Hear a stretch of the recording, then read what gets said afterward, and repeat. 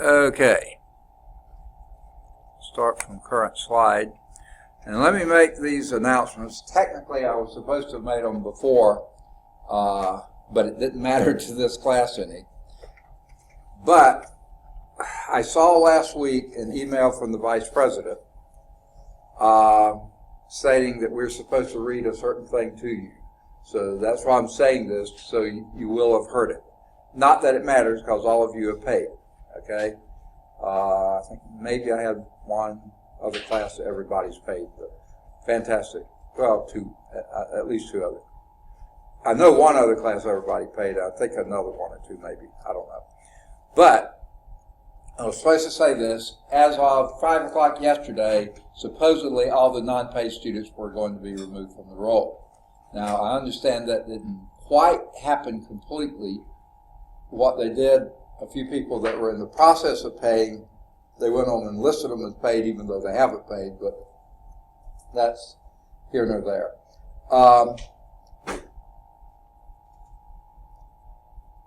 But anyway, all of you are paid, so everything is hunky-dory with you. But if you know of someone, a friend, a classmate in another class, or just anyone around who may be here this summer and hasn't completed payment, they better get something onto it right away, because they may have already been removed from the class. They need to get in touch with someone at business office, financial aid, somewhere, and let them know what's going on if they're wanting to continue. Otherwise, they're not going to continue. They're not going to let them go back to class. So anyway, keep that, pass that around if you know anyone that might pertain to. All right, let's see, anything else? Sure, there must be. Oh yeah, big one. My office hours, usually, this class is right in the middle of my office hours. The only office hours I have all week long are Tuesday, Thursday, 10 to 12, right before this class, and Tuesday, Thursday, 3:30 to 5:15, right after this class. So y'all are right in the middle of all my office hours. On Monday, Wednesday, I have none to speak of. 20 minutes here, 20 minutes there, and that's about it. So, today, though, I do not have office hours this afternoon from 3:30 to 5:15, because I don't know how I managed to do this, but I am on a screening committee for a biology position. And that means this afternoon, as soon as this class is over, I've got to book it to the Birmingham campus and go through a stack of applications for the biology position. So I will not be in the office. As soon as this class is over, I got to get down to my office. Got a couple things I didn't get to clear up, after lunch. Got to get that done and get over to the Birmingham campus as soon as I can, and try to get those done today. And while I'm over there, I'm not going to be in my office. I'm going to be in a little room they put us in, and I won't have access to a telephone. I'm not sure my cell phone works, so I'll be out of reach almost. You can call the Human Resources office if you need me, and they'll know where I am, but that's about all. Okay. And I can be interrupted, but it's just that I'll be tied up there. Okay. That said, and then what I said earlier to answer your questions, I have tried. I tried again today twice. I meant to call again right before I came up, but I just ran out of time and didn't get to.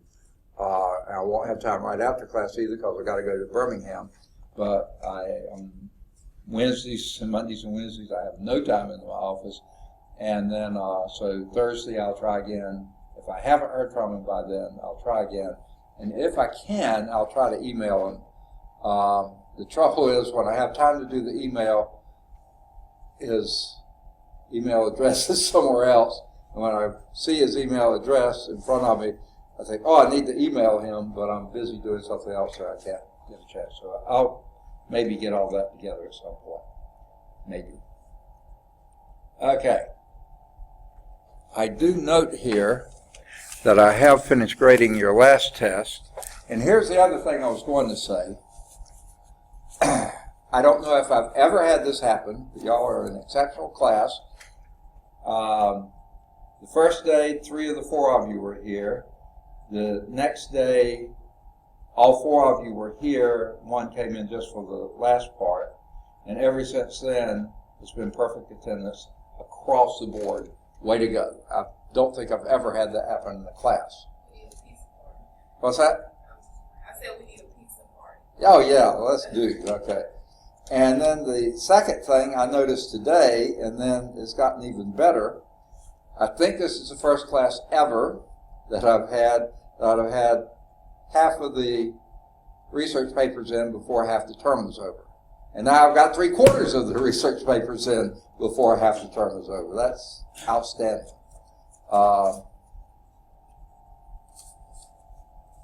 And I have finished grading test 3, and let me return them to all of you.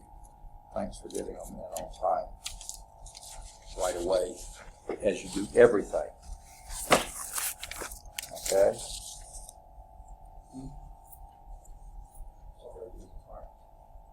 Not all of them are stapled.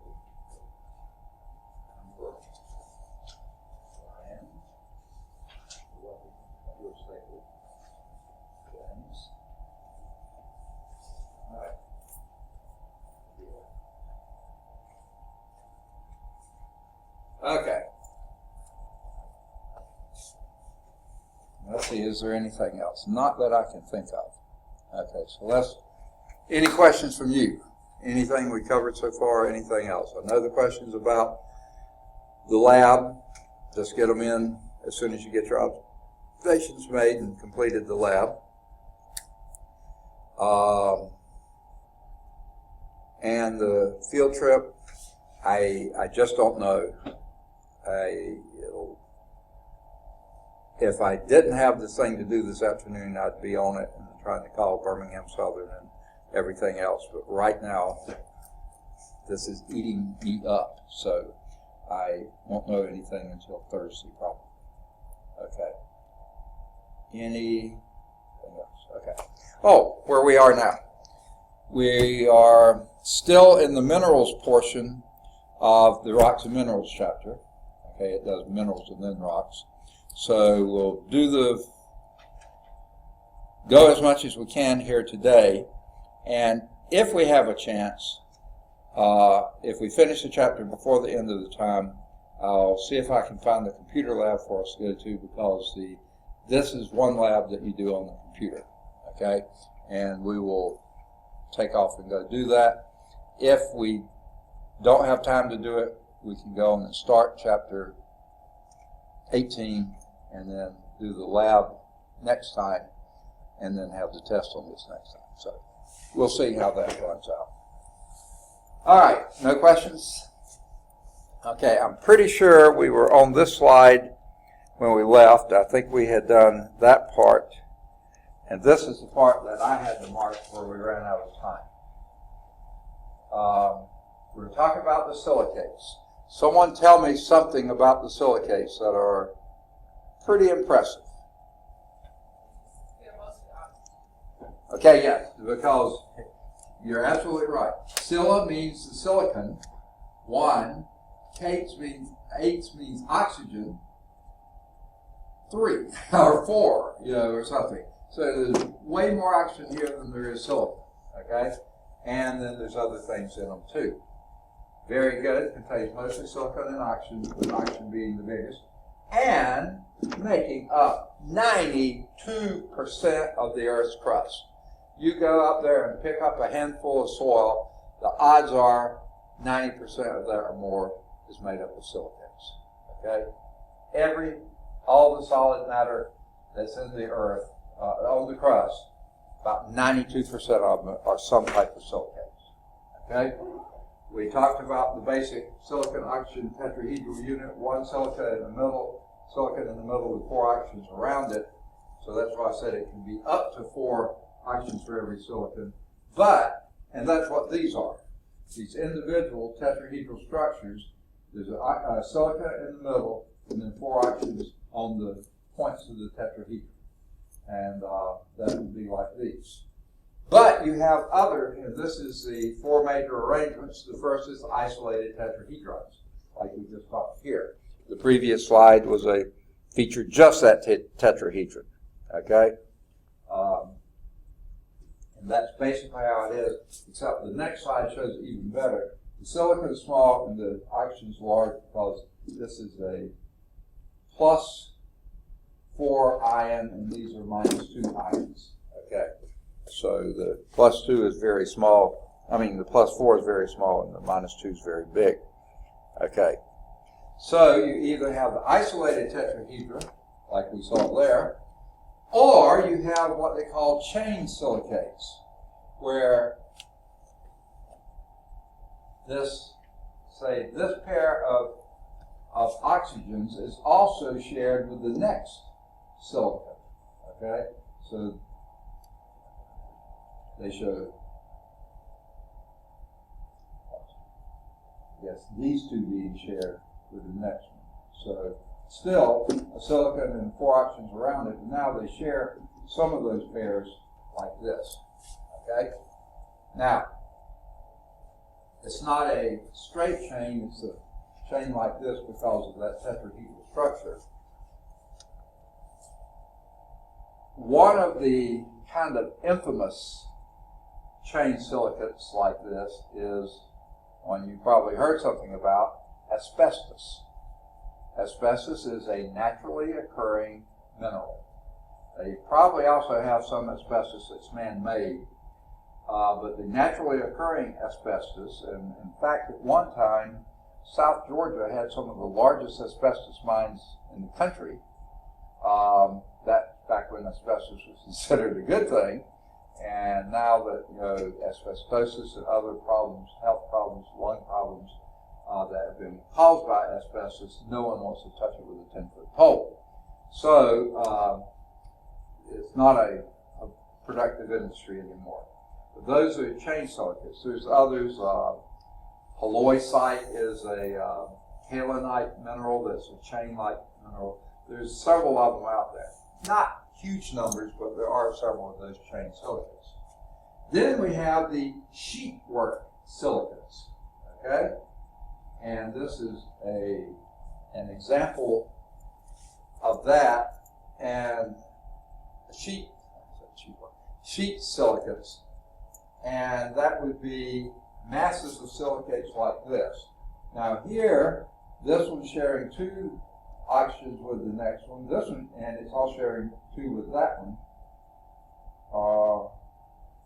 And this one just happens to be shared with both of them. So this is a sheet silicate. Most of the clay minerals that you find in the soil are sheet silicates. The most common in most parts of the southeast is kaolinite. You may have heard of that. They have, again in Georgia, I know big kaolin mines. I don't know if they have any here. Does anyone know what kaolin is used for? What have you got in your hand right there? No, you don't have anything. I thought you had a pencil. Sorry. That's hard. Anyone got a pencil in your hand? No, but all of your pens. The lead in the pencil is basically the dark part of that lead is graphite. But if you've ever dealt with graphite, it's really slick. And this is a little on the slick side. But you find it hard writing with graphite. So what they do, they mix graphite with kaolinite, okay? And the kaolinite gives it some hardness, and the harder the pencil, the larger the amount of kaolinite, the softer the pencil, the larger proportion of graphite is in, okay? But every pencil lead is probably more kaolinite than is graphite.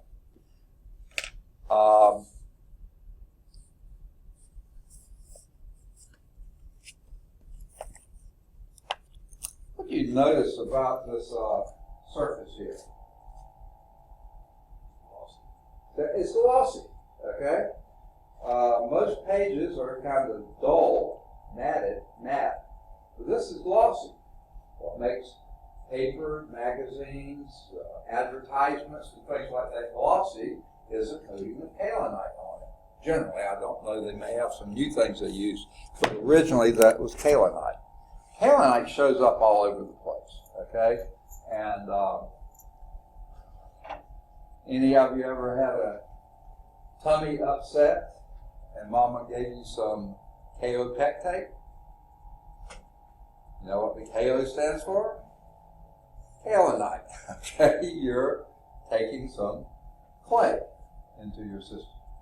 And the thing about okay, now I'm just featuring the clays now. There are plenty of other sheet silicates out there that are besides the clays, but the clays are very common. And then you have the framework silicates. This would be not just two-dimensional, but three-dimensional. And I guess that's what this is supposed to represent, but I would consider that sheet. But if you had then a layer on top and a layer on top of that, and it went in 3 dimensions, that would be what I would consider a framework silicate. And like we said, most of the rocks and the soil and the sand and the gravel and everything else you see out there is mostly silicates. Not all, but about 92% of the Earth's crust are silicates. Now, I can't remember. I hope we're going to have the table that's on page 440 in your slide set, because it needs to be there. But this slide says a lot of a little bit of what's in the table. I hope they show the table as well. There are also non-silicates out there. That means there's no silicon-oxygen tetrahedrons anywhere in the crystal structures. There's lots of crystals that don't contain silicon. There's hardly any that don't contain oxygen, but there's plenty that don't contain silicon, so they wouldn't be a silicate. They make up the whopping 8% of the Earth's crust, 92% is silicates, 8% is non-silicates. There are 8 major groups of these non-silicates, and the most abundant of one of these are your carbonates. And what do you think that's made up of? Carbon and oxygen, you got it. Usually CO3, okay, carbonate. Here's why I kind of hesitated a little bit to say, go out there and grab a handful of soil and most of it's going to be silicate. I think it's probably still true, but we in Alabama, most of our bedrock is not granite, which is a silicate, like they have in Georgia. Underlying Alabama is mostly, or a large part, carbonate, limestone. Limestone are your carbonates, okay? You have 2 basic types of that. You have the major one is calcium carbonate. That's what we usually refer to as limestone. But there's another called magnesium carbonate, which has a mixture of magnesium and calcium carbonate is called dolomite.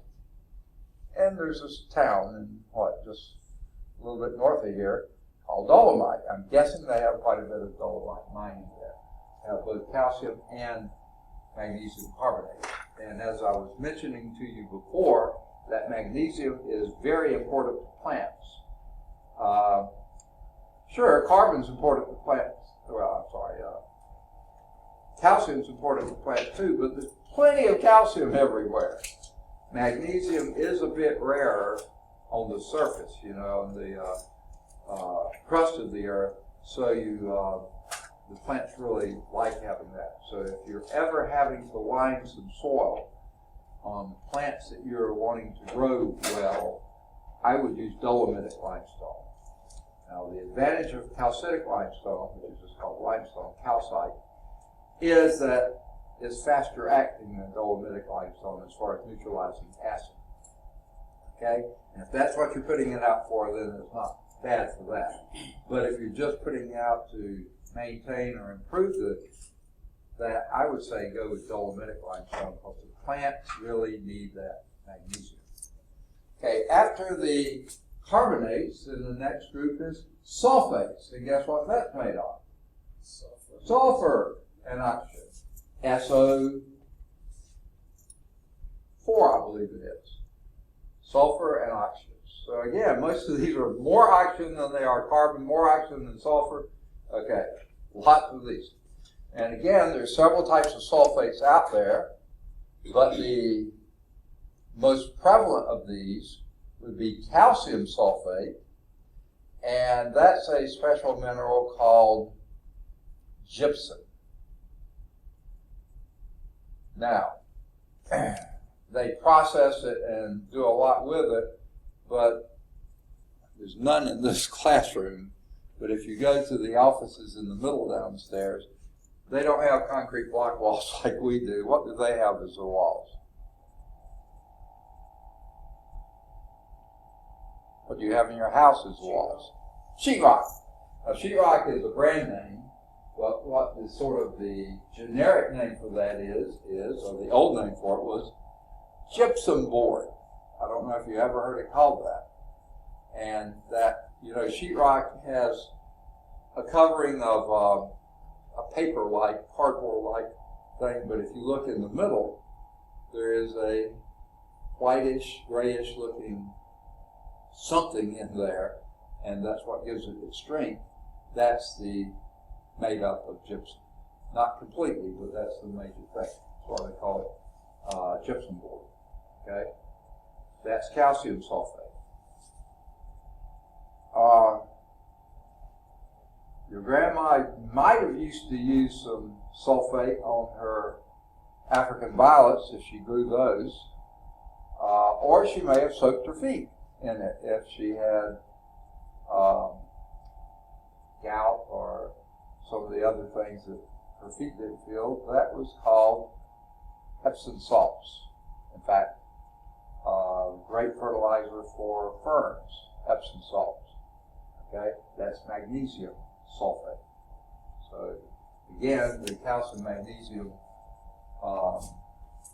salts made up of these various things are some of your most prevalent. Calcium sulfate, magnesium sulfate, gypsum, and Epsom salts. And then your oxides. Okay. If it ends at ATE or ITE, that means oxygen is part of what they call a radical. If it ends at oxide, that means oxygen is the radical. That's the only thing you have as your cation. For instance, iron oxide. Does anyone know another name for iron oxide? Rust. Rust, exactly. Okay. What color is it? Reddish. Okay. What color are the soils, the clay soils? Reddish. Guess what? Same reason.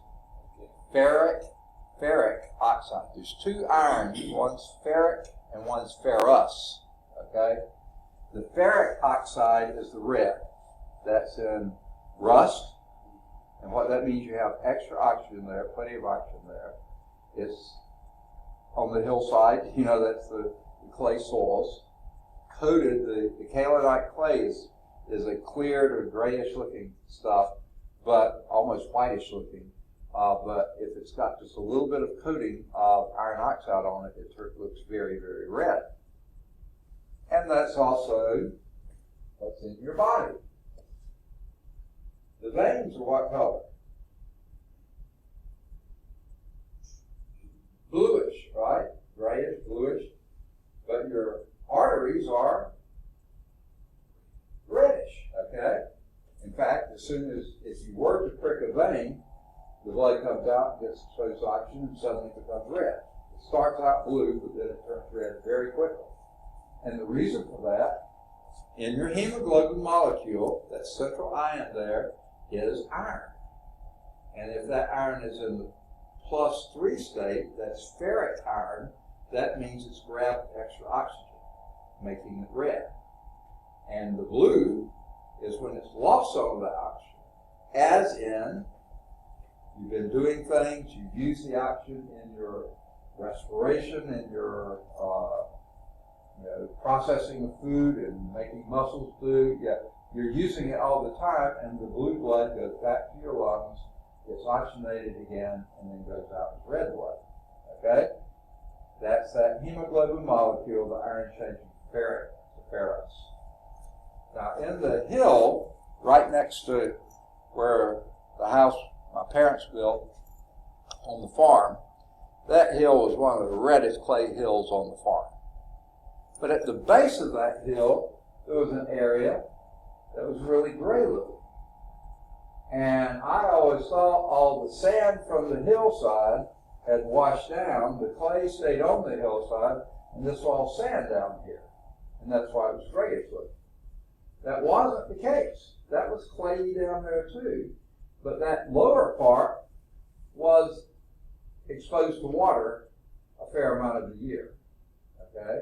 Which means the iron, that was the same iron on the hillside, exposed to a lot of water, is called reduced to ferrous oxide, and those are grays. Okay? And yeah. Which one do they use for a supplement? Like a lot of people eat clay. Bentonite clay. What kind? Bentonite clay. Okay, bentonite clay? Yeah. Okay. All right. Good question. Just know we're going to get into this now, but let's go back a slide or two. Okay?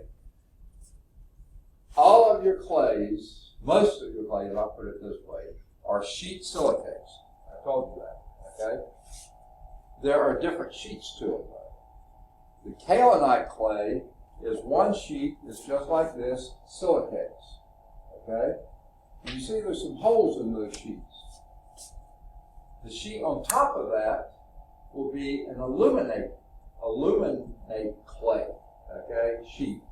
And that would be, this is a tetrahedral structure. Aluminum has more of an octahedral structure.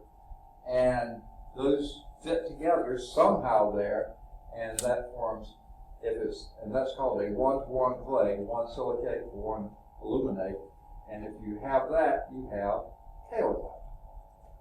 Bentonite is two silicates with a aluminate sandwiched in between the two. That's what bentonite is. Now, that's not quite as stable a clay as the kaolinite. Kaolinite will form pretty. Okay. Let's take this with a grain of salt, or a portion of a grain of salt.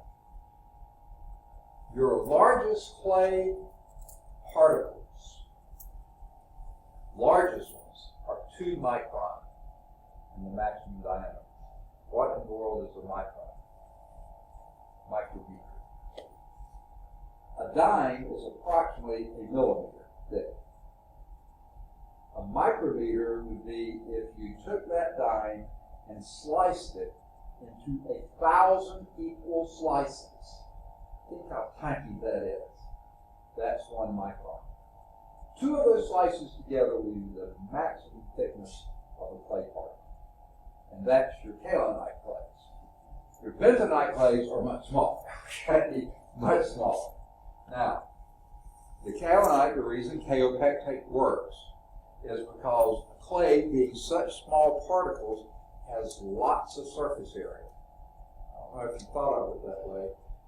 If I would have asked you, does a big particle or a small particle have more surface area? What would you say? Big particle. You would say the big particle. But let's say we have, give me an amount. Name an amount. Say again? 100. 100 what? Amount. It can either be weight or mass or whatever. 100 pounds. 100 pounds. Let's say we have 100 pounds of, what kind of material you want? Something solid. How about jello? Yeah. Okay, 100 pounds of jello. Okay. Okay, 100 pounds of jello sitting here on the table, on the desk. Okay? Now, if that's all in one big blob of jello, that's a big blob, and it has a fair amount of surface area, right? Now I'm going to take a knife and cut that jello right down the middle. Okay, I've still got 100 pounds with the 2 smaller pieces of jello, but I've just created 2 more surface areas on either side of the cut. And then I cut again, and again, and again, and again, and again, and again. And every time I cut, I come close, I increase the surface area big time, but I haven't increased the amount of Jello at all. Or decrease the amount of Jello at all. Same amount of Jello, but a lot more surface area. So the smaller the particle, as long as you got enough of them, you got huge amounts of surface area.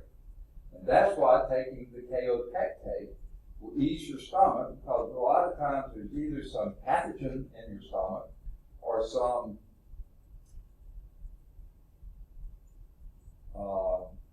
something that is upsetting your stomach. It could either be a bug, a pathogen, or it could be, say, something you ate that's toxic or something like that. Well, the kaolinite, with lots of surface area, the kaopectate, it absorbs that stuff. It may clog you up, but at least it gets it out of your system. Okay?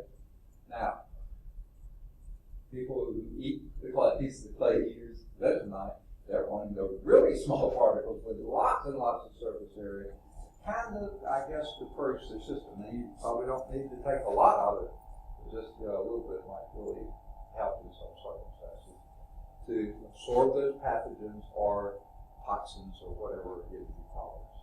My mom knew how to identify. Yeah. For some reason, she knew what to get. Yeah. She was from Mississippi. Uh-huh. And she grew up on a farm. Uh-huh.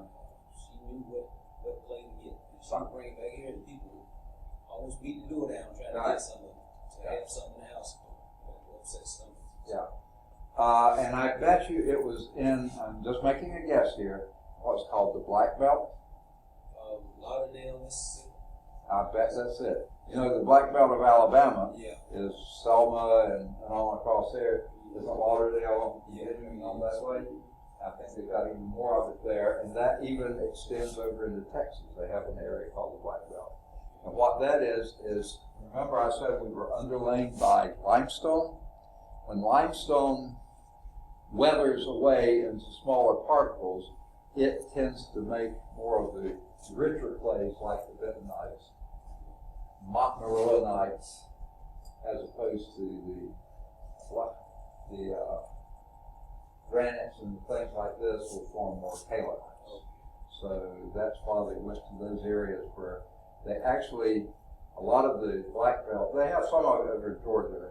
When I was in a soils class over there, we drove all over the state and as part of field trips and stuff, and we went down into some of those areas, and he said those were basically, the name of the thing was the Selma chalk. They found it in Selma probably first, and then they found other places over in Georgia that had it high as much. And that chalk, it breaks down very quickly and forms those really, and those soils there shrink and swell. And the bentonites are famous for shrinking and swelling. And that's the other thing that probably. That's why you have, like during the drought, you have big cracks in the ground. Absolutely, you got it. Rain and clothes.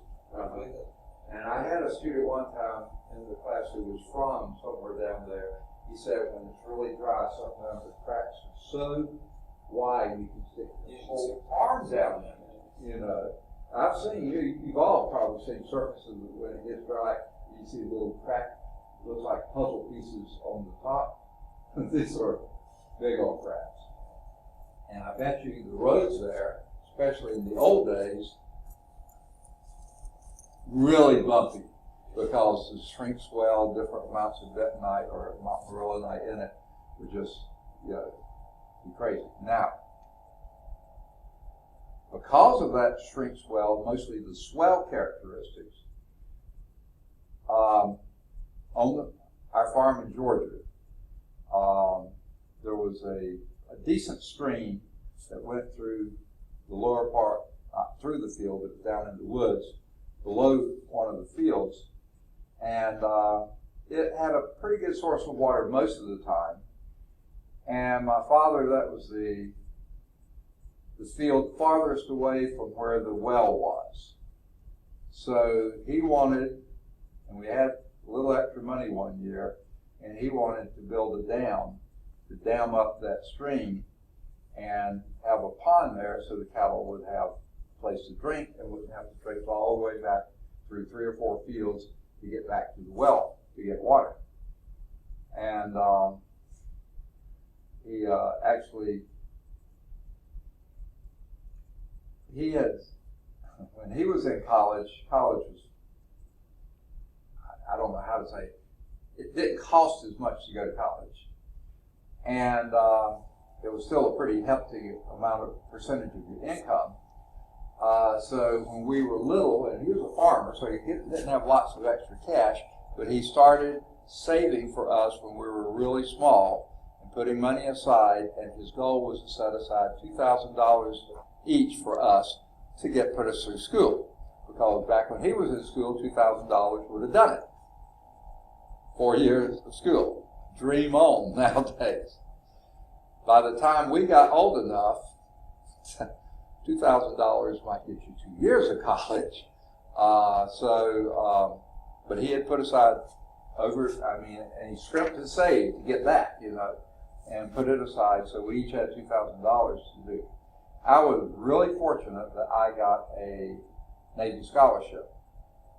They paid my way through school. Tuition fees, books, and $50 a month. Wow, a lot of money. Yeah, it really wasn't. I couldn't live on that, but at least it helped big time. Later, Vietnam War was going on, so they were trying to keep people there. They upped it to $100 a month, and then that was much better. 50 was nice. 100 was, I could almost go to some place of living on that, and because they paid tuition fees and books. So I was really lucky, so I didn't have to cash in my $2,000 that he had put aside for me. So he cashed that in to build the dam for the creek, that made the pond. This is the house that Jack built.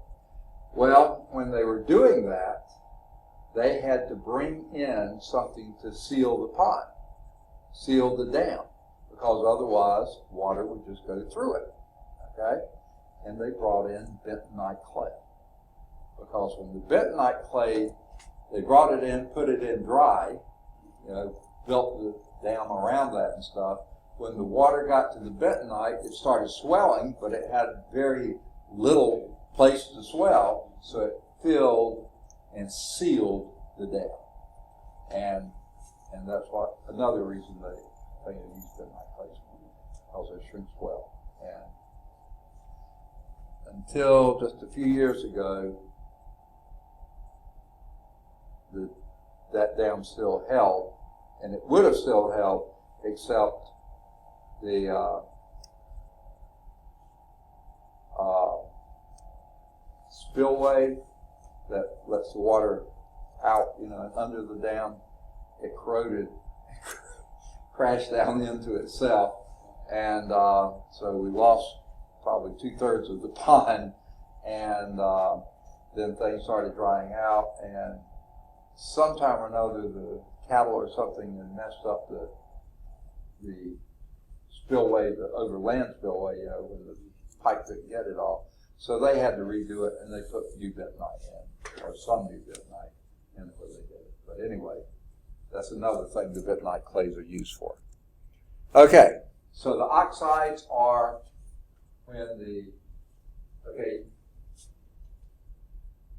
we're not going to do chemistry per se. The book assumes you've already had a little bit of this.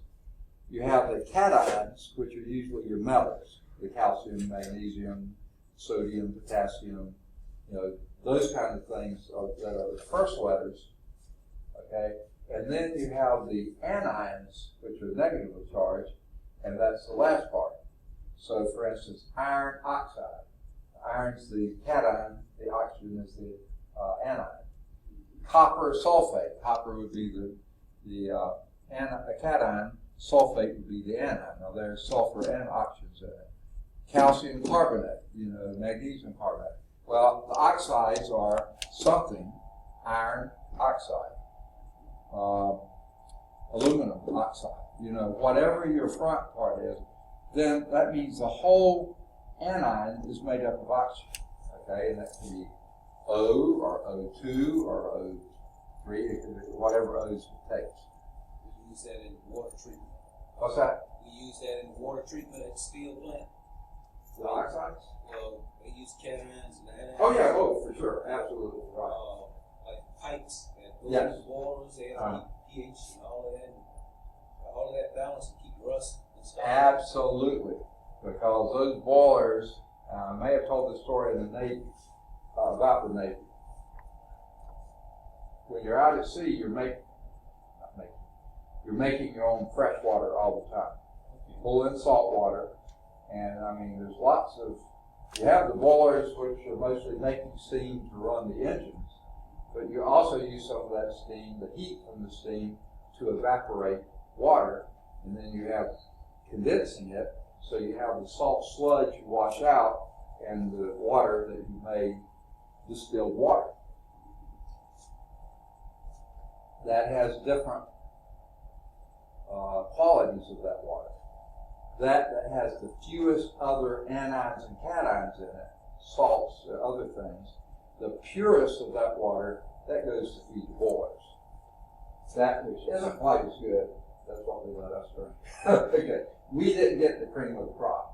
The boilers got the cream of the crop because you can't afford any of those cations and anions to corrode those boilers. Because if you do, that is at such high temperatures and heavy pressures and things like this, a stray particle or something in there can go right through a blade, and then your whole boiler is no good. Okay, so yeah, they are very careful when they're doing very hot stuff to get that as pure water as possible.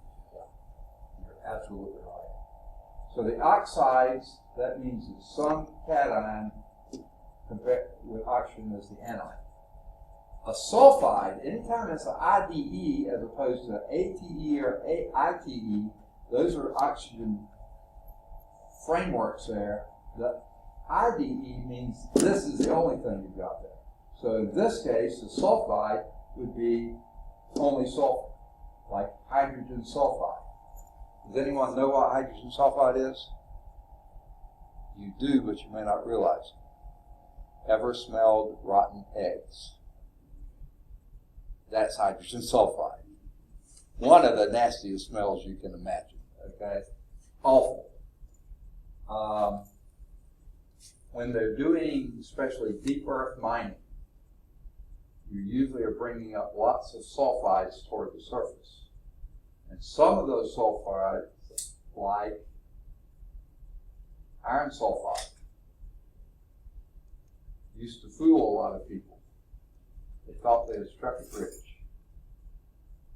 You know what they call that? Fool's gold. Pyrite, which is iron sulfide.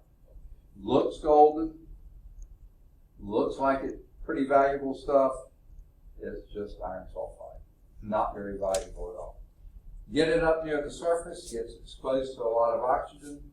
Usually those become sulfates rather than sulfides.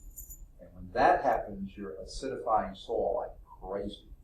And that's why after a lot of mining operations, they go in and just pour on the limestone, trying to break down that acidity and make it useful soils. Otherwise, that spoil that will be left over from the mining, there hardly anything will grow there, mostly because of the acidity, largely coming from those sulfides.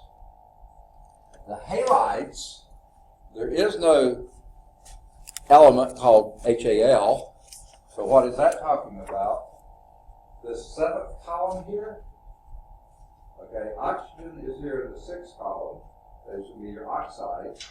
Sulfur is underneath oxygen in the sixth column.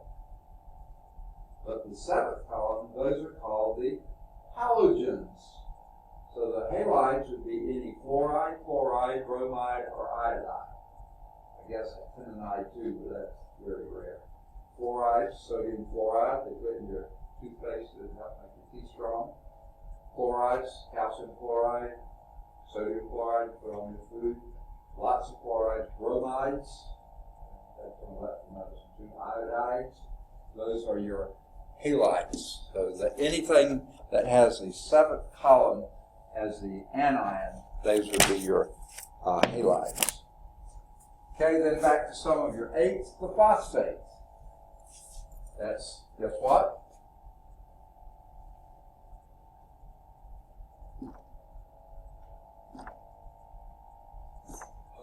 Phosphorus and oxygen, you got it. PO4, I believe it is, phosphates. Now, what's that? Explosives or something. Is phosphate used for explosives or something like that? It is. White phosphorus is one of the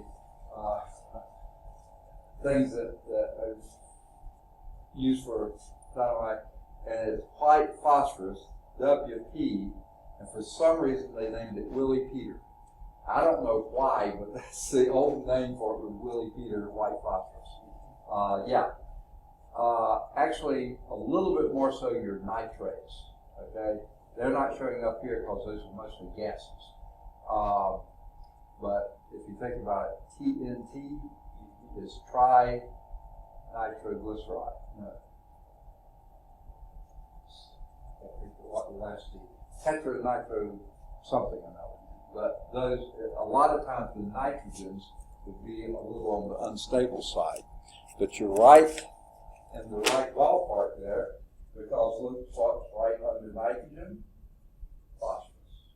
So those, the category 5 or column 5, these tend to be maybe not quite sometimes as stable, okay? And that's why they explode. The bonds are easily broken and sometimes giving off lots of heat when they do. But other times those bonds are extraordinarily strong. And the phosphates are sometimes really strong bonds. I think I asked this question before. Any of you ever mess around with fertilizers like for your lawn or plants or other things? If you ever notice on fertilizers, usually they give 3 numbers. 10, 5, 10, 15, 10, 10, 10, 10, 12, 18, something like that. Okay? The first number is your nitrates, which are really important for growing everything. Okay? The second, I always get crossed which is second, which is third. The phosphates and the potassium. The old farmers used to call it potash, that was potassium, and the phosphates were the other one. I think that's the third number, I believe, and the potassium's the second number, whatever. But the phosphates are very essential for growing plants. Okay? Anyone know why? Okay? Now, believe it or not, they really don't need that much phosphorus, but the phosphorus is so hard for the plants to get because they form these really strong bonds and they usually are not soluble. So that's why they pour on the phosphate fertilizers, because the plants only get a little bit of it. But remember we talked about those green leaves, right? Those green leaves have that chlorophyll, just like a hemoglobin, except it's got magnesium here rather than iron. What that chlorophyll does, it enables the plant to take the carbon dioxide from the air, and that's a very stable molecule, and split it apart and use the carbon, because that plant is made up mostly of carbon, and breathe out the oxygen. Doesn't do it just like that, but the process that does that is 2 minerals, 2 compounds. Now, I don't know if in your biology class you ever ran into this, but it's ATP and ADP. Okay? The A in both of these stands for adenosine, which is I think a part of an amino acid. Okay?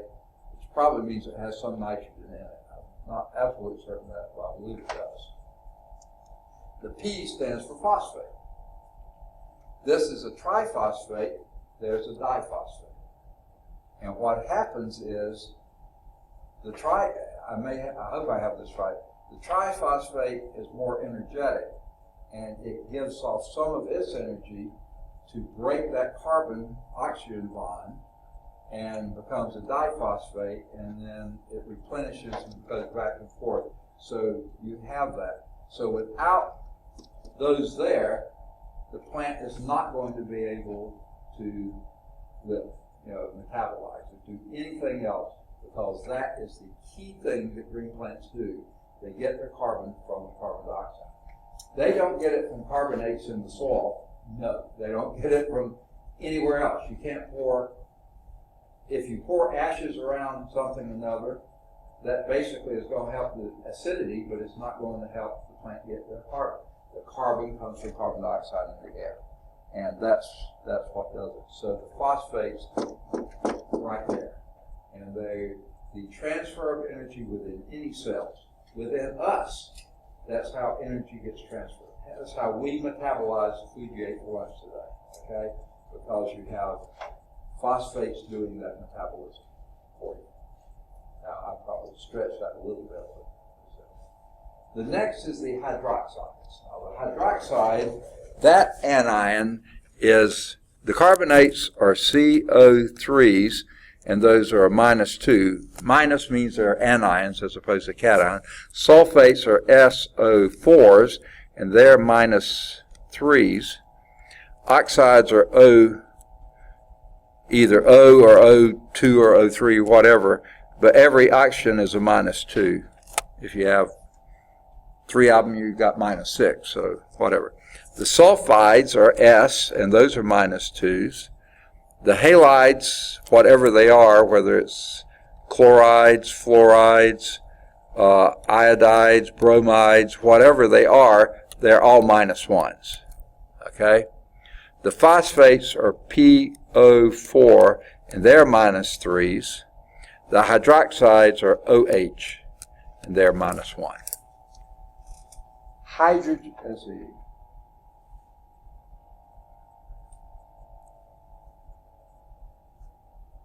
There is one we use a lot, and I can't think what it is. Oh, ammonium hydroxide, okay?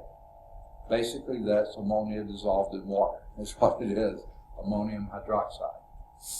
It smells really strong. Not as bad a smell as hydrogen sulfide, but it's still very strong smell. Smelling salt to wake people up. That'll do it. Okay. And then the last of these non-silicates, and remember the silicates themselves are SiO4, which is a -3. Okay. Those are silicates.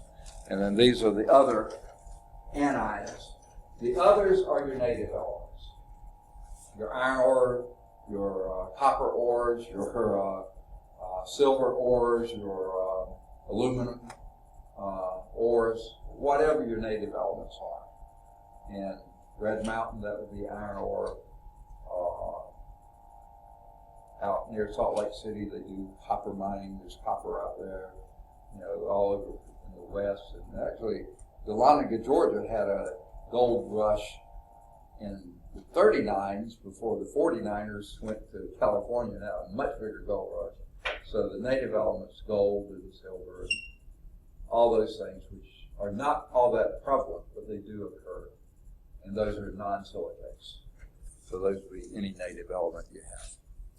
All right. So let's look at them together, your silicates and non-silicates. Here comes the table. This is the one that you have in your book on page 440. I was hoping you would come first. Okay. Your minerals. You can classify all minerals as either silicates or non-silicates. It covers them all. Either it's got silicate in it or it doesn't have silicate in it. And on the surface of the earth, the crust, 92% over here, 8% over there. Deeper in the earth and stuff like this, then these things balance out a little bit better. In fact, you get real deep and you have very few silicates, most of them are non-silicates. All right, so let's look at how we break these minerals down. Some of the silicates have a lot of iron and magnesium. These are called the ferromagnesium silicates. Here's characteristics of the ferromagnesium silicates. They're usually dark colored. They're usually very dense, because iron is pretty dense, okay? And they usually come deeper into earth. Not always, but they usually do. Here are a few of those names. You don't need to know these, but if you ever see them, you can think of, oh, that's a ferromagnesium, a dark mineral. Biotite, hornblende, augite, and olivine. I don't know any particular order we have. I think as you go deeper into the crust, into the mantle and other parts, you're going basically this way. Biotite can be a little more of the lighter colored or less iron in them, a little bit lighter, and the further you go, the heavier they get. But these are all silicates. Don't have make no mistake. Ferromagnesium silicates. They still have lots of silicate. And then, if they're not ferromagnesium silicate, they're non-ferromagnesium silicates. These would be the ones without much iron and magnesium. In the crystals, almost none. In the minerals, almost none. And one of the purest of these is quartz. Have you seen quartz before? Okay. We'll see some in lab. I'll show some around while y'all are doing your computer work. But have you ever been to the beach? Picked up one of those little sand things that hurt your feet, when you got it in your shoe. That is a mineral. That is a crystal mineral. If it's white, its odds are it's quartz. Okay? More than likely, that's quartz. Now, muscovite is also white, but it's a white mica. That's more of a flat. It's not a heavy-duty three-dimensional thing that would hurt your foot as much. Muscovite. Feldspars are mostly aluminum silicates. And under feldspars, you have plagioclase, which is sodium aluminum silicate, or calcium feldspar, which is calcium aluminum silicate. And then you have orthoclase, which is a potassium feldspar, so it's potassium aluminum silicate. Now remember I said your clay minerals were aluminum silica sheets? These are aluminum silicates that are three-dimensional structures rather than two-dimensional structures. But when these wear down, weather, get beaten up by chemicals and other things, then they become clay minerals. Basically, the reason these are not considered clay minerals are neither ferromagnesium silicates or non-ferromagnesium silicates. Certainly, you would feel like they fall in between that. But the clay minerals are things that have basically chemically dissolved and then come back together. That's what makes them clay minerals. So they probably are mostly non-ferromagnesium, but they weren't originally. They are reformed minerals, naturally occurring, so they are minerals. And the ones I mentioned were kaolinite. Illite happens a lot in sort of the northern Midwest. That's a 2-to-1 clay, sort of like, but it doesn't swell as much as bentonite. Your chlorites are kind of a 2-to-2 clays. They're a thicker layer. They're a little. We don't have many of them down here. Most of our soils here in the southeast, because we have warm temperatures and lots of moisture, they're weathered really badly. Okay. Go further north where you have months of the year where there's no chemical activity at all. In other words, it's below freezing or very close to freezing. You don't have any chemical activity. How many hours of freezing weather did we have last winter? I'm guessing less than 200. The reason I guess that is my wife was telling me that a lot of the really famous big time peach orchards in Chilton County, peaches hardly did anything, because peach trees require you to have more than 200 hours of freezing weather. I think it's freezing weather. If you don't have it, the sap doesn't go all the way down or something, and then it just the biochemical processes that are required for peaches to do well, they don't happen. Because they need cold just like they need the heat. And a lot of peach crops didn't. And what's even worse, that can actually kill the trees. So one winter of warm temperatures can wipe out a good number of peach trees. Okay, if you don't have it. I know that the timing of the cold is also important.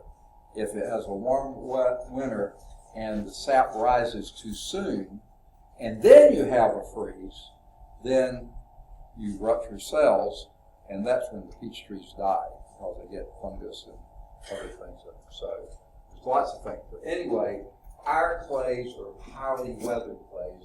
That's the kaolites. The illites and the chlorites are much further north, where they don't have the intense weathering we do down south. Okay, so those are your silicates, your minerals that are silicates. On the surface of the earth, 92% of the crust over here somewhere. Your non-silicates, only 8%, but look how much of the table they take up. These are the same names you saw before. Carbonates are mostly calcite, is the raw mineral. And I can show you some crystals of calcite. Beautiful, beautiful crystals, okay? But what makes up limestone is a mixture of these with other things in them. But calcite and dolomite. Calcite is calcium carbonate. Dolomite is a mixture of calcium and magnesium carbonate. Your sulfates, the ones I named, gypsum, calcium sulfate, and hydrite. I'm not really sure which sulfate that is, but I also gave you Epsom salts, which is magnesium sulfate. Oxides, hematite. That's iron oxide. Rust, or coating on red clays, or Red Mountain. The red from Red Mountain is hematite. Now, this is a mineral name. There's another one called magnetite. Chemically, there is absolutely no difference between hematite and magnetite. Why in the world would they have two different names then? If chemically, everything about the chemical structure and everything is identical, why would one be called magnetite and one hematite? First 6 letters there. What are they? Can you see? Magnet. Iron ore, iron oxide that is magnetized is called magnetite. If it's non-magnetized, it's called hematite. Most of the iron ore or iron oxide is non-magnetic. And we'll get into this in a later chapter. It's how and when it was formed. That determines everything. If it's formed when the Earth's magnetic field is pretty strong and laid out in the ways that lined up with Earth's magnetic field, it becomes magnetized. If it's made at a time when the Earth's magnetic field line was not so strong and there was a lot of disturbance going on, then it's random, so it's hematite. So that's the rare earth magnets. Second? Rare earth magnets. What you're talking about.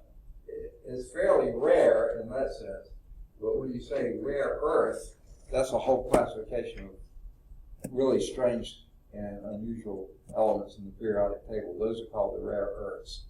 So using that term, even though it's a rare earth mineral, it's not the same as the rare earths you see in the table. Yeah, just that's a strange term. Limonite, goodness, I know what that is. I can't remember what oxide that is. Maybe copper oxide, I don't remember. Aluminum oxides, you have several of them. They occur. Remember, the kaolites were made out of aluminates and silicates, so if some of those break off, deteriorated away, they became aluminum oxides. So you silver, when it turns, copper or silver, when it turns green? Okay. Is that Copper, of course, is a bronzy kind of color, copper color.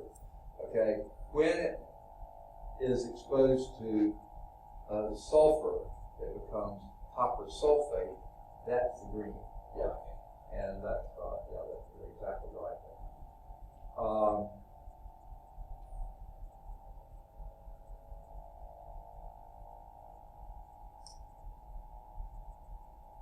Does anyone know what a galvanized nail is? Much better than galvanized nails. Have you ever heard that term? Yeah, I've seen it.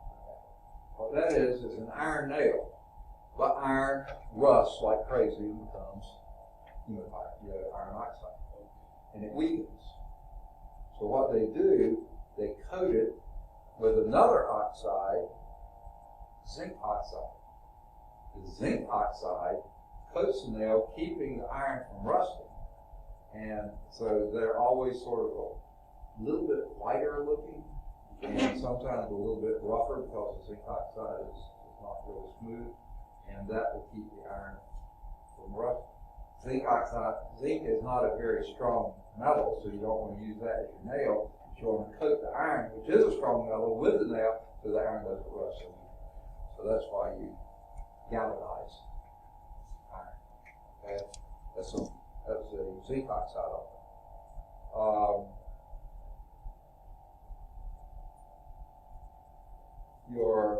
If you've ever seen buildings with metal roofs, if that metal is iron, in years gone by, they're going to rust. And you've probably seen those. Running on that part. For a while, they started using aluminum metal for roofing. They still do, I'm sure. But aluminum is just sort of a softer metal. It's a lighter metal. It doesn't rust, but it will form a whitish coating on it. That's aluminum oxide, and the white coating then keeps the rest of the aluminum from deteriorating anymore. It forms a protective barrier. Iron doesn't do that. When it gets an oxide, it weakens it. The sulfides, we mentioned some of these before. The pyrite is an iron sulfide. Sphalerite, I can't remember which one that is. Galena, and then chalcopyrite, if I'm not mistaken, is a copper iron sulfide, I think. It's in the book, you can check it out. The phosphates, though, is only one, apatite. Now, that's not being hungry. That is an A there, not an E. Okay? Apatite is the name of that mineral. And like I said, phosphorus, that component of fertilizer, is absolutely essential for plants to do their job. The trouble is, we are using up most of the easily reachable phosphate sources. Some of the biggest phosphate mining that I know of in the U.S. is in Central Florida, around Lakeland and Bartow, those areas. That's the very center, the backbone of Florida going down the peninsula. That's called the Bone Ridge or something like that. It used to be sub-aquatic animals died there and their skeletons were there. They deteriorated and they were organic, they became inorganic, and they formed these minerals like apatite, which are rich in phosphates. And unfortunately, when you have phosphates around, you also have little traces of uranium, radium, and things like that. And when they would do that mining and bring those to the surface, they'd pull out all the phosphates and leave the rest of it around, spread it around, then build houses on it. Well, then those houses get right on gas and unfortunately, a lot of the houses in certain areas, we found that to be the case. I worked in the Southern Research Institute, and we did a lot of our radon research in Central Florida. And it's because of that apatite, that phosphate minerals. See, we're going to learn later. You have rocks and you have minerals. Minerals are the things, the crystals that are in the rock. So the rock can contain several types of minerals. but the apatite is the mineral that contains phosphorus. The halides are halite, which is sodium chloride, the salt that naturally occurs, rock salt. Fluorite, which is actually sometimes associated with apatite too, that has fluoride attached to it, but this is not the same as fluoride, which you would have as stannous fluoride is what we use to keep your teeth from decay. Okay, and your native elements we mentioned: gold, silver, copper, diamonds. What is gold? Is made out of the pure element gold. Silver, silver, copper, copper. What are diamonds made out of? Carbon. Okay, you don't see the name here. And then sulfur. Elemental sulfur is a yellowish cake type stuff, and that is pretty bad to acidify soils and things like that too. But it's great. My mother swore that sulfur would do, if a dog came down with mange, she'd buy some sulfur, mix it with, I think, bacon grease or something, just to get it to go on the thing, and that sure seemed to clear up. What's that? Motor oil? Yeah. Something to make it stick. Yeah. Have you done that with dogs before? Yeah. She didn't have motor oil, so she used bacon grease. Of course, the trouble with bacon grease, they licked it off. But then they got the sulfur into the system. That probably helped the mange from inside too. I don't know. But you have used sulfur for mange. Okay. I wondered if that was something weird that her family did. Good to hear. All right, here's some pictures. You see them in the text. Figure 17.8. The dark colors of the ferromagnesium silicates. These are on the right. Augite are the ones on the far right, and hornblende on the left, with biotite, I guess it's in the middle. To the light-colored ones you see on the right-hand picture, and these are the non-ferromagnesium silicates. Mica is this one in front, and the reason you can tell it's mica is in sheets. Okay. I seldom, if ever, have seen any here in the southeast, but you do find it more in the Midwest where it doesn't get weathered as badly. And what they used to do, if they found mica, they would break it into sheets. Sometimes you even pull them apart, and then that was what the settlers in the Midwest used for window panes. If they could get them thin enough, they could keep out the wind, but let enough light in, not direct light, it's a tape, but let enough light in so that you could have some light in the house. So that was the micas. That's front and center. The white pink back here, orthoclase, I think that is. That's top and center. So I think all that is orthoclase, white orthoclase and pink orthoclase. The quartz is this crystal. Remember that this is a hexagonal crystal, and that's a hexagonal prism. Look at the beautiful crystal, big old crystals there. Okay, we'll talk about this a little bit later too. And then that's the quartz. The dark colored ferromagnesium is over here. Okay. All right. Main thing to remember, ferromagnesium, darker colors, denser, because the iron is heavier. Lighter colors, also lighter, lower density. Okay. Now, beginning on page 440 in your text is a subsection called Physical Properties of Minerals. Now, these are the minerals themselves. Now, you saw in that previous slide, they had some white orthoclase and some pink orthoclase. Guess what? It's all orthoclase. So color is a characteristic, but it doesn't separate. It's not very useful for separating the minerals, because you can have white quartz and pink quartz. You can have, other colors. So the color is not very useful. It's useful for say, that's white, that's pink. But it can be influenced by just trace amounts of impurities. Have you heard them talk about different kinds of diamonds? There are some they call pink diamonds and some they call, I think, chocolate diamonds that have a sort of a rich brownish color to them. They're actually got impurities in them.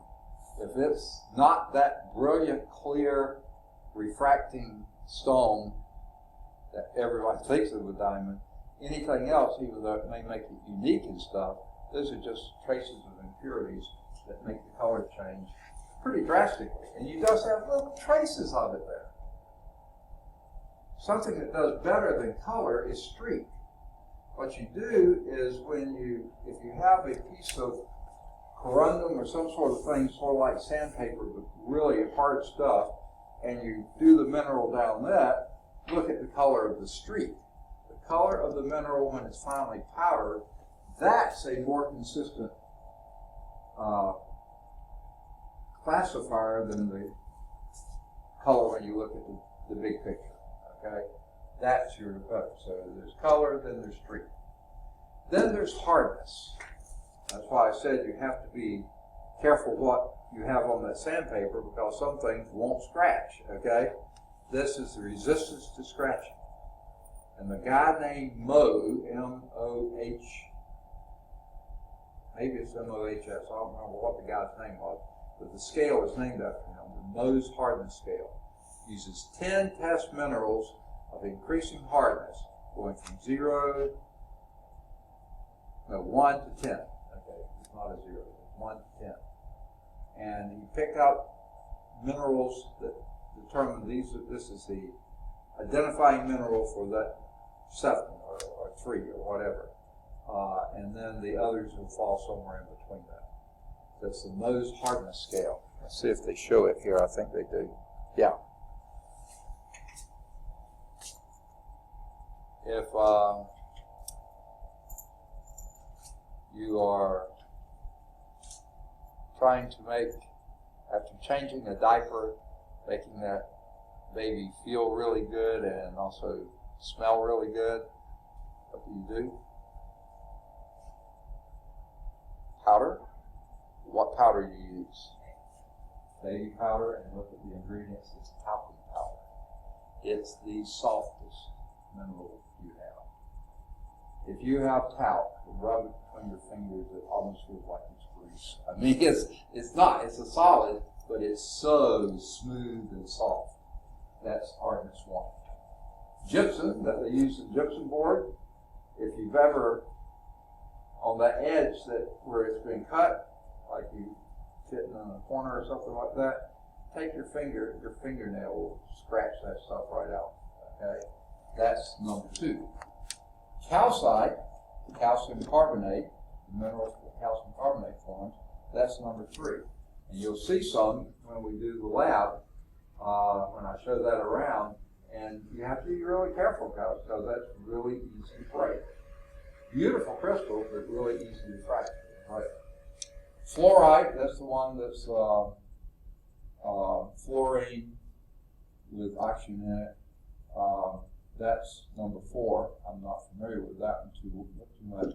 Apatite, which is your your phosphorus mineral, that's number 5. Orthoclase, which is one of your ferromagnesium silicates. It's non-ferromagnesium silicate. That's number 6. Quartz, very hard. In fact, what do you use to sand furniture? Sandpaper. Why do you use sandpaper? Because sand is quartz, and quartz is very hard. So you can work away at it and won't destroy the quartz. Tear up the paper maybe, but you won't destroy the quartz. Slightly harder than that, number 8 is topaz, which is also a gemstone. I can't remember, is that the blue one or the red one? Blue, okay. And then and I said this before, if you want some really hard paper, you get corundum, not sandpaper. Corundum is number 9. And the only thing harder than that is diamond. If you really want something hard, you get diamond. They don't make diamond paper, but they do make diamond crusted blades for circular saws and things like that. You can cut through rebar, concrete, anything with that, because diamond is the hardest. Okay? You want to take a break? It's probably a good time for it, isn't it? Okay, let's take a quick break. I could use one.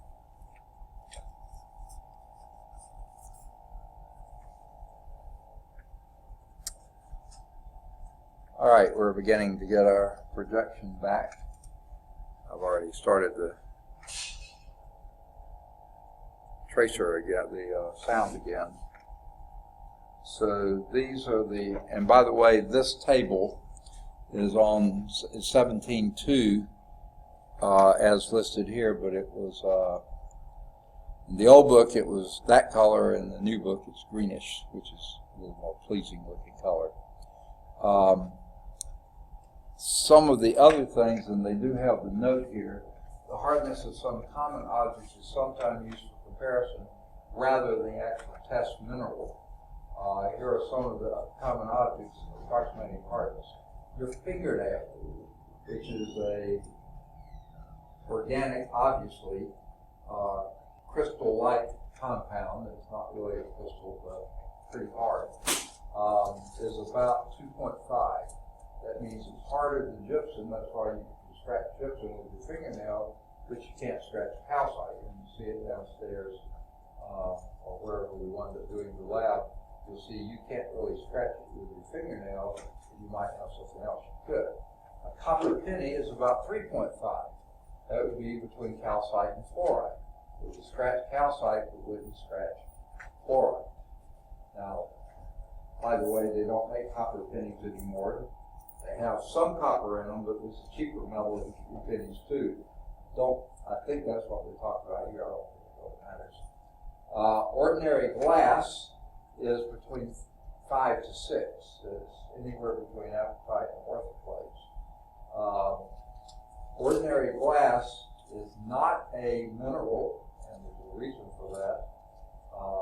We'll talk about that a little bit later too. I think we will. If not, we need to. And a pocket knife blade is between 5 and 6. Also, about the same as the ordinary glass. Okay. Any questions on hardness? One of the key descriptors in physical properties of minerals. More are your crystal form. Remember, we talked about those. I showed you pictures of them early on last time. It's related to the internal geometric arrangement of the atoms, and the 6 basic groups were already mentioned back before. Remember the isometric, the rhombohedron, the various ones, tetrahedral, whatever. Now the next two actually sort of go together. One is called cleavage. That's the tendency of minerals to break along smooth planes. Name a mineral that breaks along very smooth, distinct planes.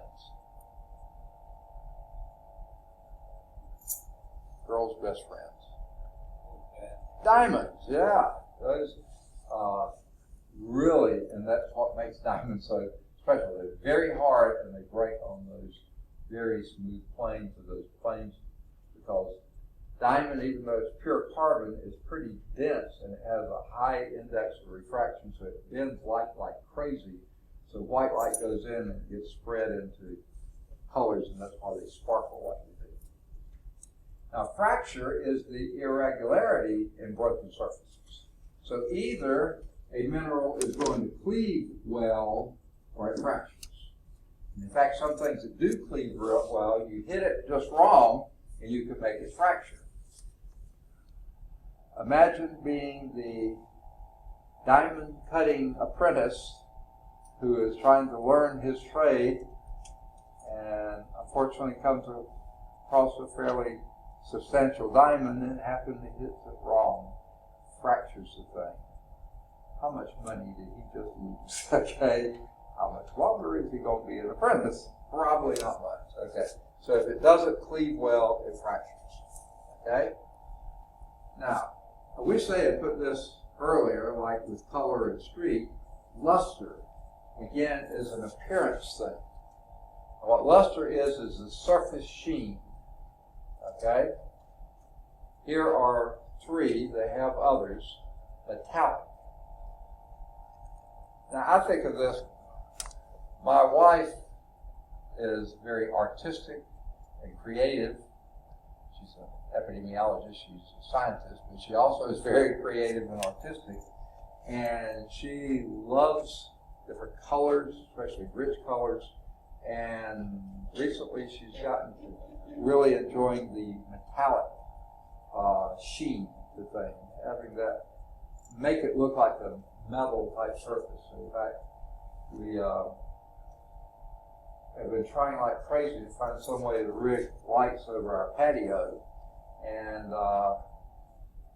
we wanted something strong enough that would withstand wind, but also keep. And the first thing we tried were these metal rods that you put in that had hooks for hanging batteries and stuff.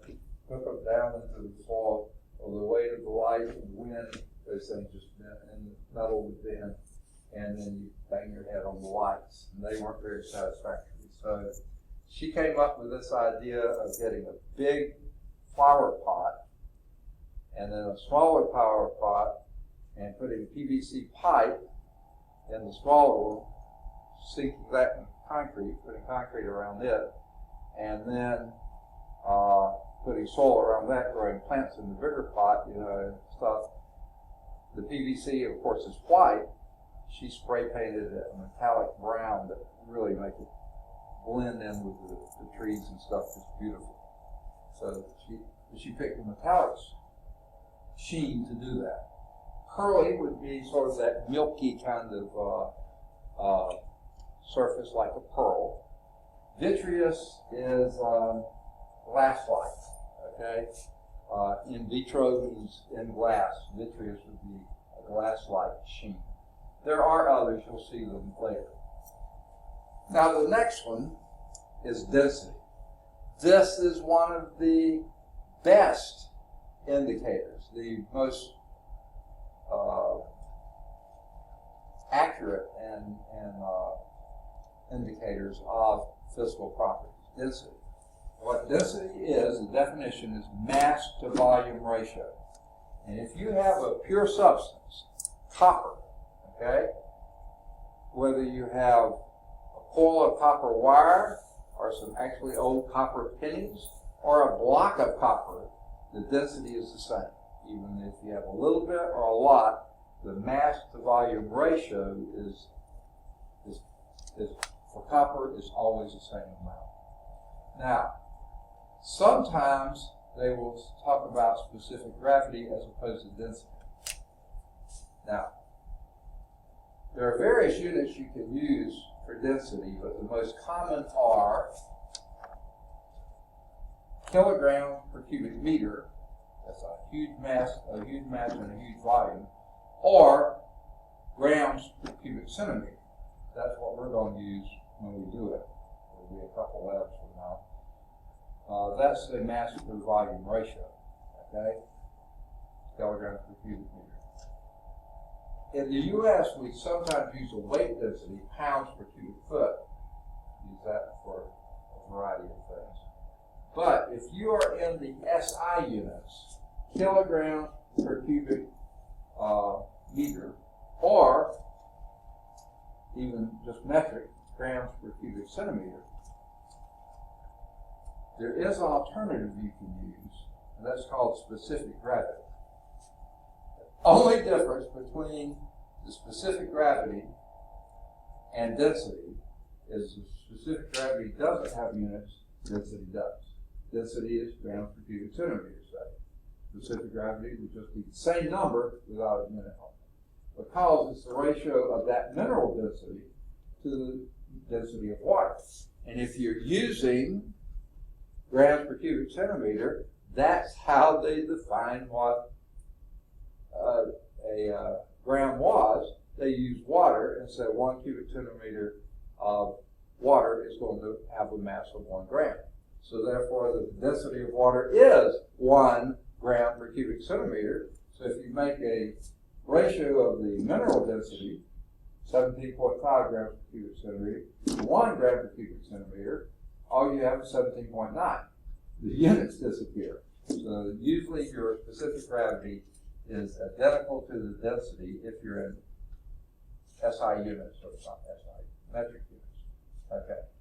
Now, 2 factors contribute to this density. One is the kind of atoms, and we've already sort of mentioned that. As I said before, if you have a lot of iron in it, it's going to be dense, because iron is a fairly heavy metal. Not super heavy metal, but heavy common metal. Most of what we run into is in the top part of the periodic table. Iron is about as low as you get to be common, okay? And therefore it's pretty dense. So the type of atoms, so ferromagnesium silicates are always denser than non-ferromagnesium silicates, okay? So the type of atoms, kinds of atoms making up that number. But the other thing is how those atoms are packed into that crystal lattice. Some crystal lattices are sort of spread out. They wouldn't be very dense. But some of them, I mean, are packed in there like crazy. This is rather bizarre. You don't run into this much, but I'm pretty sure it's osmium.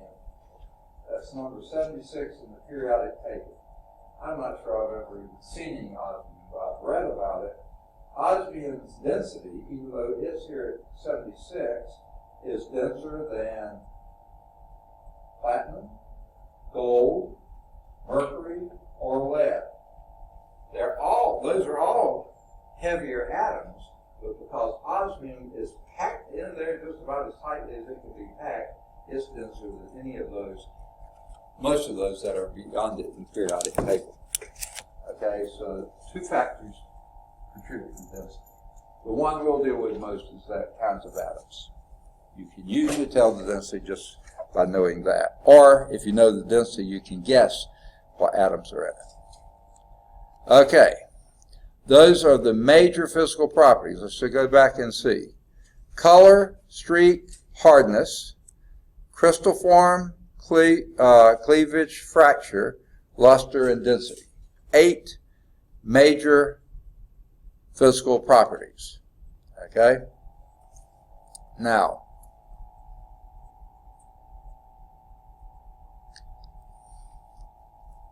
while we're here, I'm going to mention this about the crystal form because we're going to run into it in the lab. Basically, when you're talking about this, they give a series of numbers, 111, 1011, or something like that. Those numbers mean something to crystallographers. In fact, you give them that set of numbers, they basically know what it looks like. I don't. I mean, I have a clue on some, but not really that many. But you will see that in your lab, and just write it down. You don't have to know what it stands for, but that is something. Okay, there are other physical properties that may be important. Now, some of these are your hardness ones. For instance, right here, the top slide there is a picture of gypsum, hardness of 2. Just your fingernail, which is 2.5, is going to scratch the gypsum. Okay? Scratch it pretty badly, too. Okay? Because you were almost able to see through the gypsum until they kept doing little scratches on it, and now you can hardly see through it at all. Quartz, on the other hand, with a hardness of 7, is so hard, if you took a metal file and ground away at it, you're not going to break it. You're going to wear down the file, but you're not going to scratch the quartz. Okay? Of course, if you got a diamond and did it, it would scratch it. Okay? Diamond is harder. Like 3 on the low scale. That same thing was done on the figure 1710 of your text, only they're just slightly different pictures. Okay. All right. They have one of the strangest problems or examples in 17.1. A 4.08 gram crystal of a mineral augite measures 1.43 centimeters long by 0.98 centimeters wide by 0.989 centimeters high. Now, this next phrase, and its cleavage causes it to break in a rectangular solid. Okay. That almost sounds like, why are you saying that here, except saying that this is a rectangular solid. Now, what does the term rectangle mean? Just the actual word.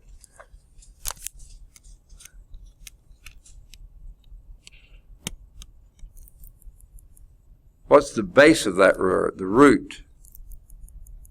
Angle. What's your estimate that rect means? I ask you to almost pretend you were German. That would be, I'm not sure it is, but right. That means right angles. So if its cleavage plane causes it to break into rectangular solid, that means you can do the length times width times height and your formula works.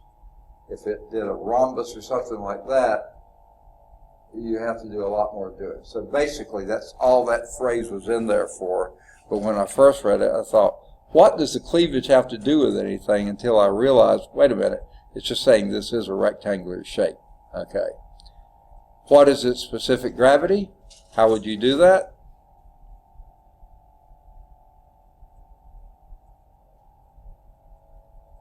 What is specific gravity related to? Second? Yeah, it's related to water. What is related to water? What characteristic of it? Mass. Per? Ounce. Mass per volume. Okay. So basically what they gave you, the 4.08 grams, that's the mass, and they gave you 1.43 centimeters long, 0.98 centimeters wide, and 0.89 centimeters high. So therefore, you got, and it's a rectangular solid, so multiply those three together, you get the volume, divide the mass by the volume, you should get the density, then divide that by water, which is 1 gram per cubic centimeter, and you got it. So multiply the length times width times height, because it's a rectangular solid, and that number is your volume, divide that into the mass, and then divide by the density of water, which is 1 gram per cubic centimeter. So basically, all that does is lose your units, so you get 3.26. Okay? Example 17.2, 6.39 gram crystal of mineral phosphate feldspar measures 1.82 centimeters long, 1.18 centimeters wide, 1.16 centimeter high, and its cleavage causes it to break into a rectangular solid. I mean, you've got right angles there. Was it specific gravity? Same type deal you just did. The only difference is it's the different dimensions of everything. So you multiply the 1.82 by the 1.18 times 1.16. That gives you the volume. Divide that into the 6.39 grams, and you get a specific, and then divide that by 1 gram per cubic centimeter, lose the units, so you get 2.56. Now, just looking at those numbers,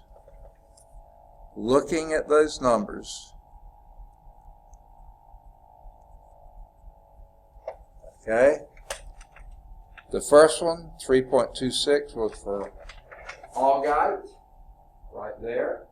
What kind? Ferromagnesium silicate. And the second one was potassium feldspar, right here, orthoclase. non-ferromagnesium sulfate. The one with the iron, 3.26 was its specific gravity. The one without the iron, 2.56. That's typical of what you see. Iron is denser than potassium. Aluminum. All those things. Okay.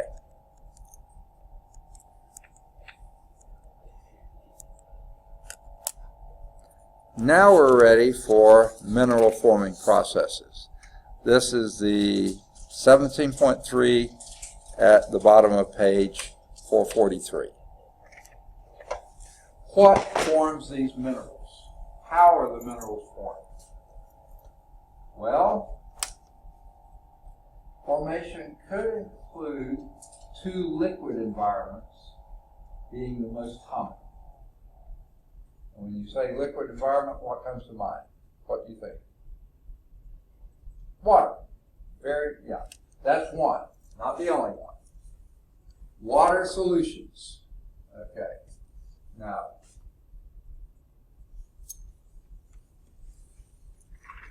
I've got a question for you. I'm not going to tell anybody if you answer honestly.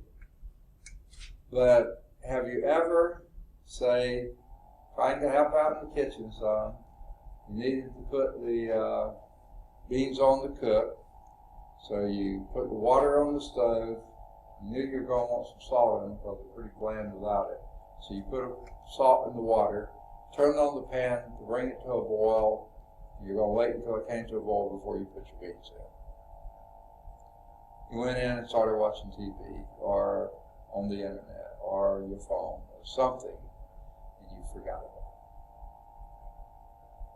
Well, when you put the salt in that water, of course, especially since it was hot or getting hot, all that salt dissolved, didn't it? You couldn't see those salt crystals anywhere.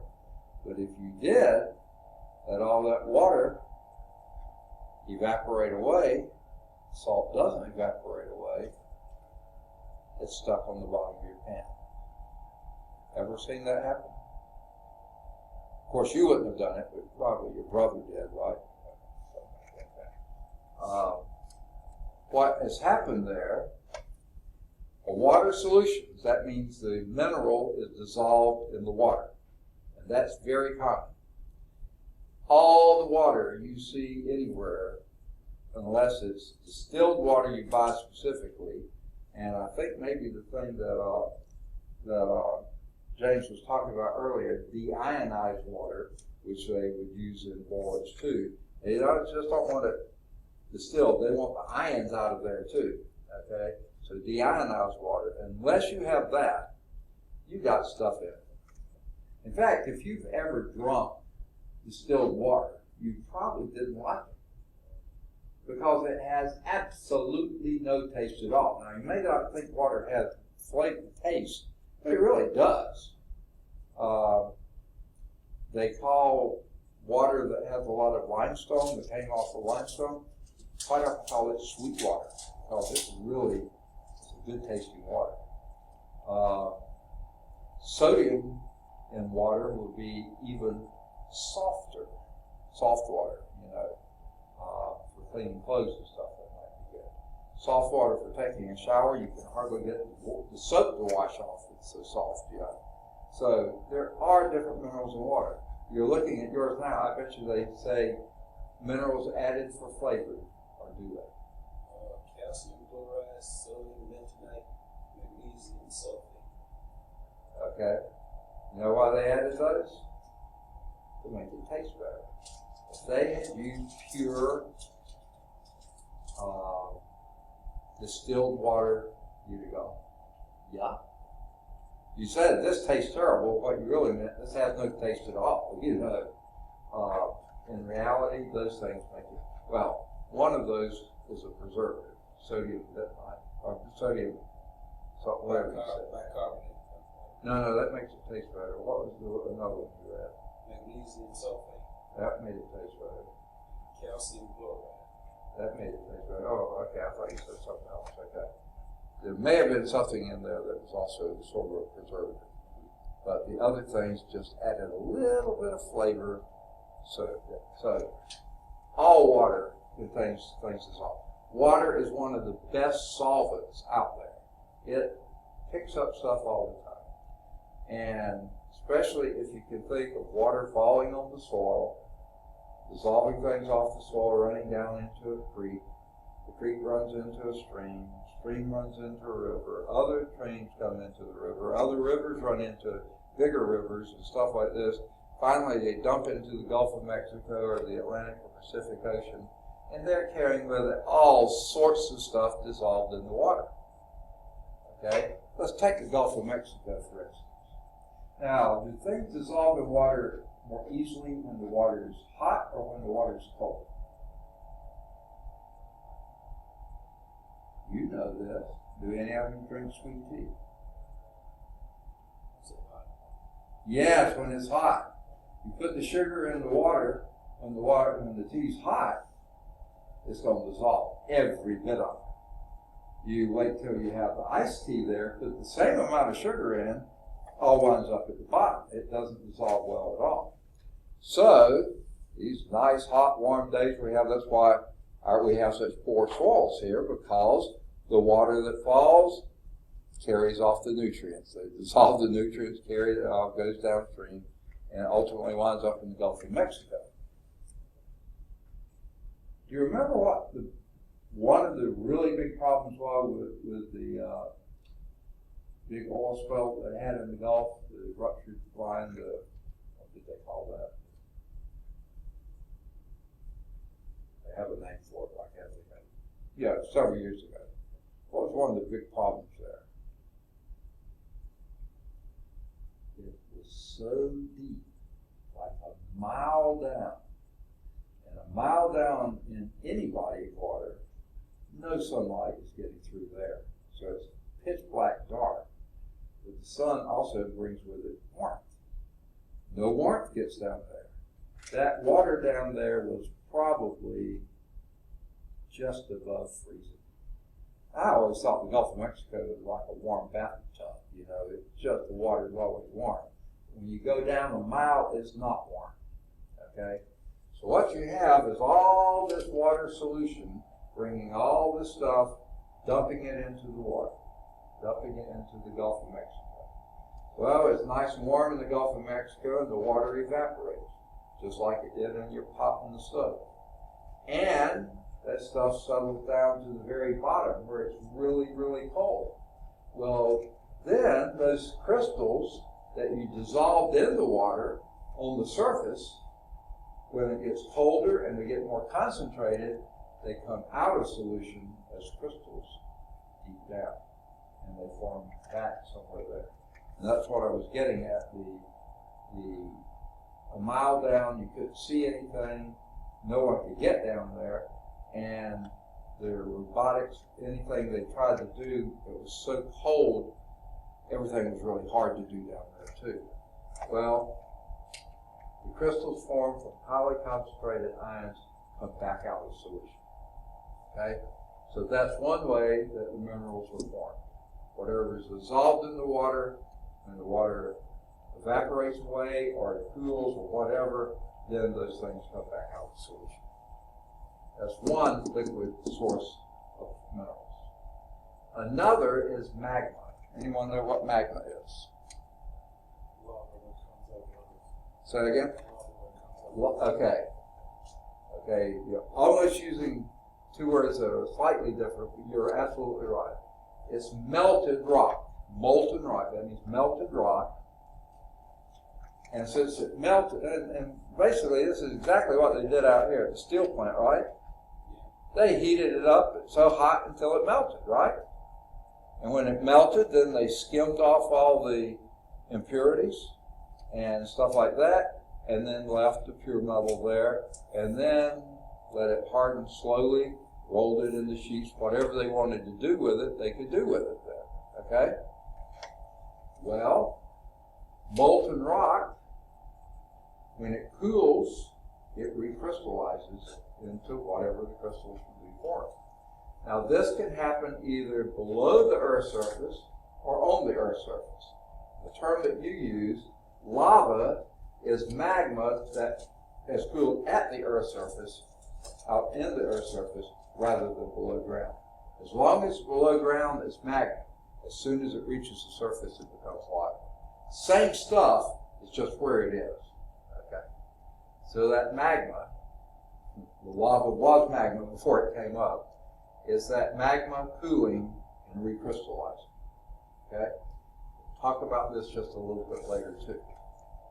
Okay? Now, several important factors contribute to the minerals that you form. One, as you've already heard, is temperature. Okay? The higher the temperature, the more likely it is to dissolve or melt, depending on how high it is. If that temperature at which the crystals form is that super big drop in temperature, that's going to affect the crystals.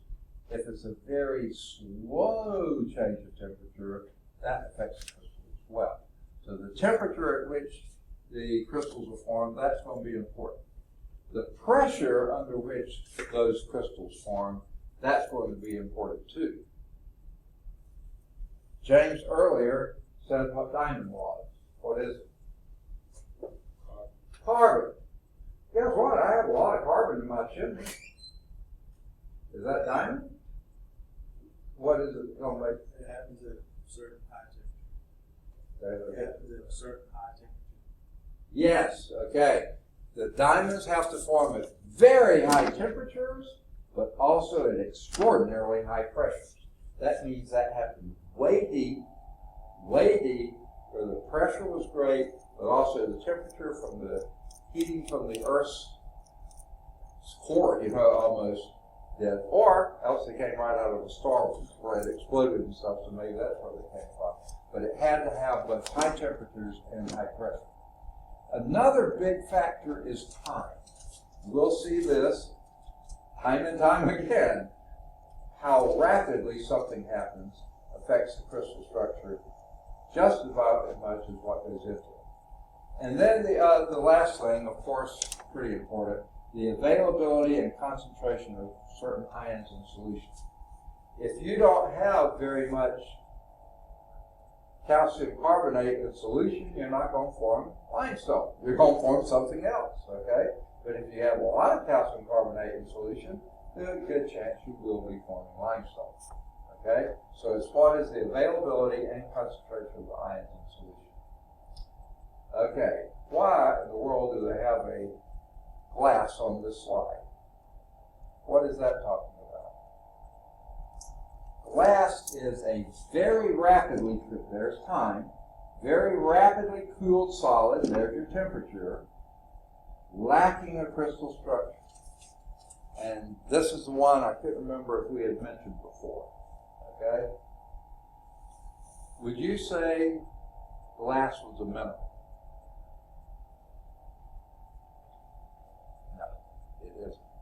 Have you ever seen someone make glass, a glass blower? Yeah, I have too. We were down at Gulf Shores one year with my wife's family, and we went through one of those towns when they're, I can't remember, Watercolor or Seaside or one of those places had a little mall kind of a horseshoe type arrangement of different stores with a sort of a park or courtyard in the middle. And someone had pulled up there and was doing glass, making glass, okay, blowing glass. Now that glass started as a mineral, started as sand, quartz crystal, okay. But what they did, they heated it up in what do you call that?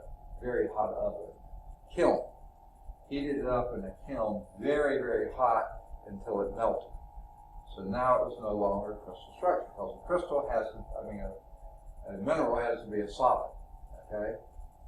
Heated it up very hot and then shaped it, blew it, whatever he was doing with it and what he wanted. He mixed some colors in, some impurities to make the glass a different color and stuff. But then he cooled it really quickly. that rapid cooling did not allow the glass to go back into a crystal structure. It wasn't a crystal structure when it was those sand particles. It wasn't when it cooled too quickly. That glass right there is not a crystal. It's a solid, kind of. Stupid. And what I mean by kinda is that really there's no crystal structure there, so those molecules in the glass really can slide past each other. See, the crystal structure holds them in place. When it doesn't have that, they can slide very slowly past each other. Very slowly. Now, some of the oldest man-made glass on the planet probably is in some of those cathedrals in Europe. And if you go over and measure in those windows, you measure the glass thickness at the top of those windows, you'll find it's almost paper thin. And you go to the bottom of that pane, you'll find it several times thicker. That glass is really what we call a supercooled liquid that over time is actually floating downhill. We live in a 1930s house, 1930 house built in 29 and 30. And the old glass in most of the windows in that house is wavy. Now, it may be because back early in the Depression they didn't have very good controls of glass, and maybe that's what made it wavy. But maybe it's over time, it just got a little wavier.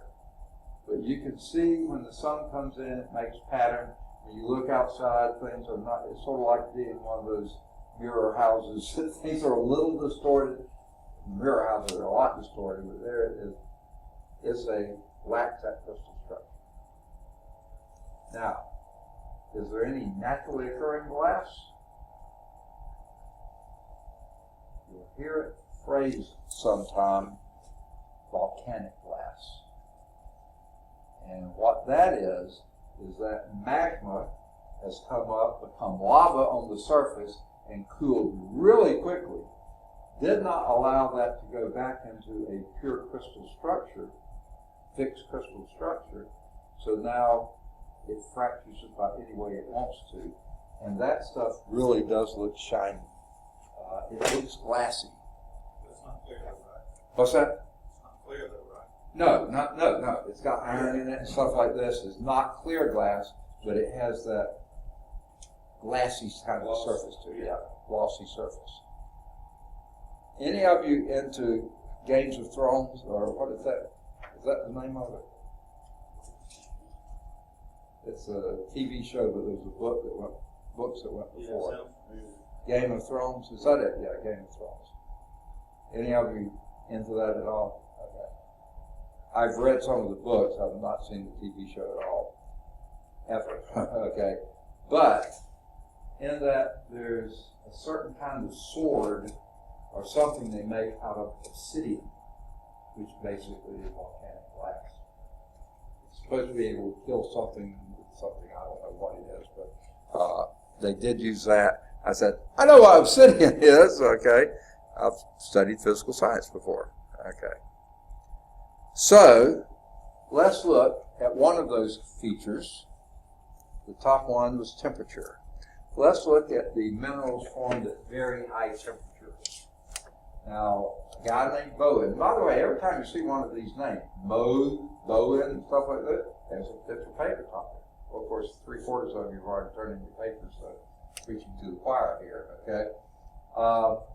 The Bowen's reaction series breaks down the different minerals at different levels. And by the way, I just happen to think, I haven't called roll for the lab part. Obviously, we're not having lab today, or not a full lab anyway. But Ricky's still here, Amber's still here, and at least Brian's papers are still here. I think he was still here at the hour, and James is still here. Y'all are real easy to do roll. All these, that's it. Okay. But Bowen came up with this reaction series, and he looked at the different minerals and when they came out of solution. You know, there's all magma, or lava if it's at the surface. But let's consider magma down here. And while it's still very, very hot, some things come out. Okay? Other things stay in. You know. Well, The silicate crystallization sequence that comes out of this, that's what he based it on. Generally, the magnetic silicates, I wish they'd call it magnesium, but magnetic really doesn't sound right. What are these contained? It's a big element that's in ferromagnesium. Ferro, Fe, iron. Iron, maybe some magnesium too, but iron, magnesium, silicates. These crystallize at much higher temperatures, much deeper down than the non-ferromagnesium. Okay? The minerals crystallizing later, then, because most of your ferromagnesium, most of the iron goes out early, so what you're left with that crystallize at much lower temperatures, those are richer and richer in silicon. They all are silicates, but these are richer and richer in silicon, more and more. And the lighter elements like potassium, sodium, calcium. These will all be in those that crystallize later. And that's why the lightweight minerals are on the surface, the heavier minerals are deeper. One of the reasons. Here is Bowen's reaction series. Now, it's broken into two branches. Okay? This is the iron branch, the ferromagnesium branch. Ferromagnesium silicate branch. Your olivines come out of solution at very, very high temperature. Okay? These will be really deep in the Earth's crust or in the mantle. Augites come out next, just a little bit cooler. Hornblends next, biotite later. Now, this is clever the way they did this. The ones at the deep end, these are higher in iron concentration. They made the colors darker here. Hornblende is still dark, but it's not nearly as dark as before. If you go back here,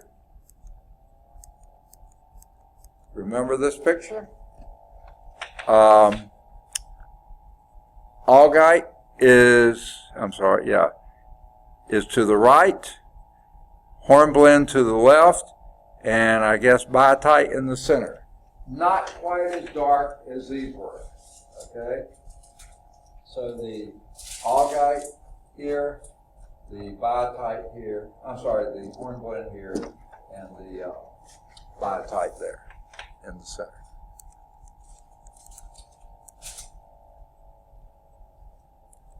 Okay? Now that's on the ferromagnesium side. On the non-ferromagnesium side, your calcium feldspars, your plagioclase feldspars, come out first at high temperatures. Now, this is the one thing I don't like about this graph. I think this arrow probably should be down here somewhere. They're trying to show them both at the same time, but I don't think these temperatures are equivalent. I don't know that for a fact, but I don't think they are. So you have your more of the calcium coming out first, then you have others coming out next, your sodium's coming out later, potassium at very much later, muscovite later, remember that's the white mica, white, getting less and less color in it. Finally, your quartz. Quartz comes out at relatively low temperatures, and there's no iron left in pure quartz. None. All the iron has been gone a long time. There's not much calcium, if any calcium, in quartz. Not much sodium left either, and even potassium. Muscovite also has potassium in it, but quartz is just silicon dioxide. That's about it. It comes out at the coolest of the temperatures. Okay? So that's Bowen's reaction series, relating temperature. So that's largely that first characteristic that we had here. Important factors, temperature. Okay. Now, let's look at those latest ones, the ones at the coolest temperature. Minerals formed at normal temperatures. These are formed at the Earth's surface in contact with oxygen, carbon dioxide, and water. Okay? Guess what these are going to be? Oxides, carbonates, hydroxides. These all form at the surface at normal temperatures in the presence of other materials that are there. Carbonates, carbon dioxide and oxygen. Sulfates, sulfur and oxygen. Oxides, oxygen. Halides, these are other lightweight ions. And sulfides, right up there with the sulfates. Now, most of the time, these are not formed there. They can be dug up and brought there, but you have to have no oxygen around, because if any oxygen is around, it's going to be a sulfate. Sulfides would be when there's no oxygen there to do it. Now, these, except for the oxides, exclude the oxides here, they have substantially lower hardnesses, okay, lower specific gravities than the minerals formed at the higher temperatures. Okay? The reason the oxides are excluded because a lot of your oxides are metal oxides, iron oxide, aluminum oxide, and stuff. So those tend to be a little heavier and harder, by the way, too. So rust is not very hard. Okay. Now, not all minerals are ideal and ideally pure minerals. Many times they've been altered. Okay? Some positively, some negatively. Okay? Now what do we mean? Exposure to different environmental pressure, temperature, and chemical solutions can change minerals into new ones. And we're going to see this in the second half of the chapter big time. Okay? So exposure to different environmental pressures, temperatures, and chemical solutions can change and do change minerals in the new ones. And we've already mentioned one of these, and we're going to say it again. Okay? It generally occurs, these changes occur above 150 degrees Celsius. About what temperature is that? What can you relate to 150 degrees Celsius? Way past the boiling point. Boiling point's 100 degrees Celsius. This is much hotter than that. Okay? 2,000 atmospheres of pressure. How many atmospheres of pressure do we have on us right now? Any? One. We have one atmosphere above us, approximately. Okay? One atmosphere of pressure is 14.7 pounds per cubic inch. PSI, 14.7 pounds per cubic inch. That's pressure, force per unit area. Now just think about it. That's one atmosphere of pressure. A cubic inch would be, an inch is about your thumb joint there. It's about an inch. So 1 inch high, 1 inch wide, 1 inch thick. So that's a cubic inch. So it's sort of a big cube of sugar, right? Cubic inch. Square inch. Square inch would be these two thumb joints together, approximately, right? About a square inch. Now just think about how many square inches are on your body. A bunch of them, right? And every square inch has 14.7, let's just round it to 15, pounds of force on it. This is I'm tired. Okay, now, why is it we don't get crushed? That's a lot of weight. That's basically the weight of the atmosphere on top of us. Right now, one atmosphere of pressure. Why aren't we crushed? That's a lot of weight. Because our body is pressurized outward. Okay? We have greater than that out. If you cut yourself, blood comes out. It doesn't go in, it comes out. That means you're under more pressure than on the outside. Okay? So you've got a fair amount of pressure. And we're at pretty much equilibrium, right? A little more pressure inside than outside. That's right. Now, my mom used to do this. she could take the skin on her hand and do this to it, make a little tent. You probably can't even do that. And then let it go, and you see mine slowly goes back to normal. You young folks, if you can even make the tent, it goes back immediately. Mine goes back slowly. Hers stood up there for several minutes. She wasn't producing as much pressure inside as I was then. It's probably still am now. Okay? I thought she had to do with dehydration. What's that? I thought that had something to do with dehydration. It does a little bit. It does, and that's part of the pressure. If you're dehydrated, you don't have as much fluid pressure inside. But they're related, not totally. Yeah, you're right. And she did have problems with that because she was taking diuretics because of swelling in her legs and stuff. So we had to, when she got older, say, "Mom, have you drunk enough water? Have you drunk enough? Please drink some more water." Yeah, that was part of it too. Okay. So that's one atmosphere of pressure. Your body is pushing out with a little bit more. It's probably pushing out with 15 pounds per square inch.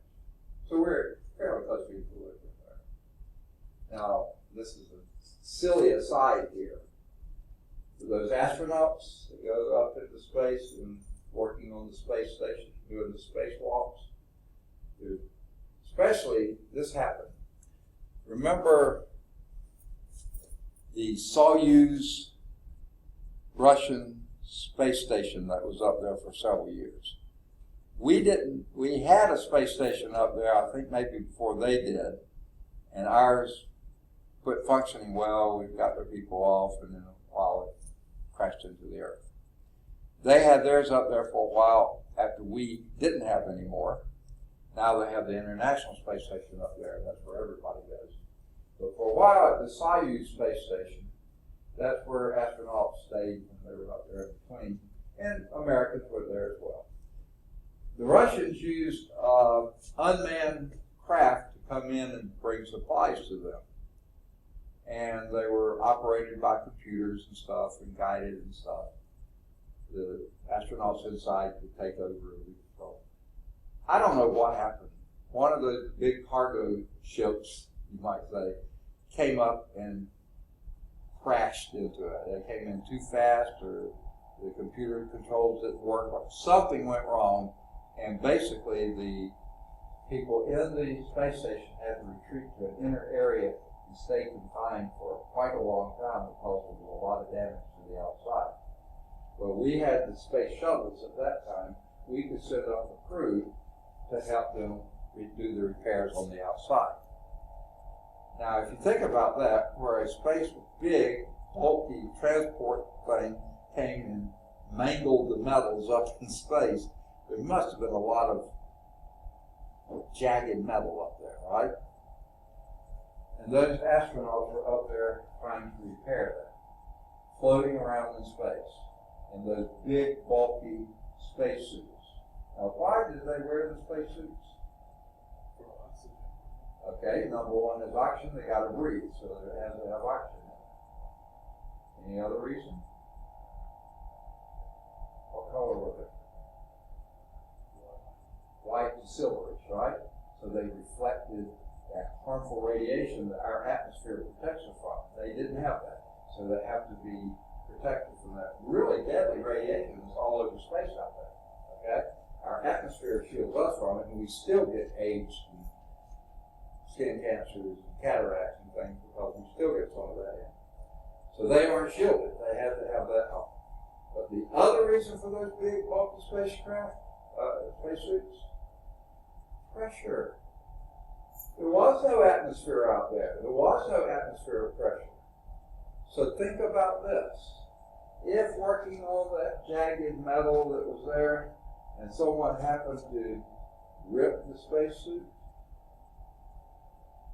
number one, the oxygen goes out in space because there's absolutely no pressure out there. Number two, their blood oxygen and air in their bodies and blood goes fusing through eyes and skin and stuff. Scary. I mean, gross, right? But literally that would happen because zero pressure on the outside, 15 pounds per square inch on the inside, goes from high pressure to low pressure. Right through the skin, right through the cavities. Yep, there couldn't have been any more dangerous job ever than what those people were doing. Not many anyway. Okay. Sorry. Well, that's one atmosphere of pressure. Now, if you, I don't guess any of you have ever done any scuba diving, have you? Snorkeling? Yeah, okay. But if you go down 10 meters in the water, okay, as I said before, I'm about 2 meters high, and there's about another meter above me, right?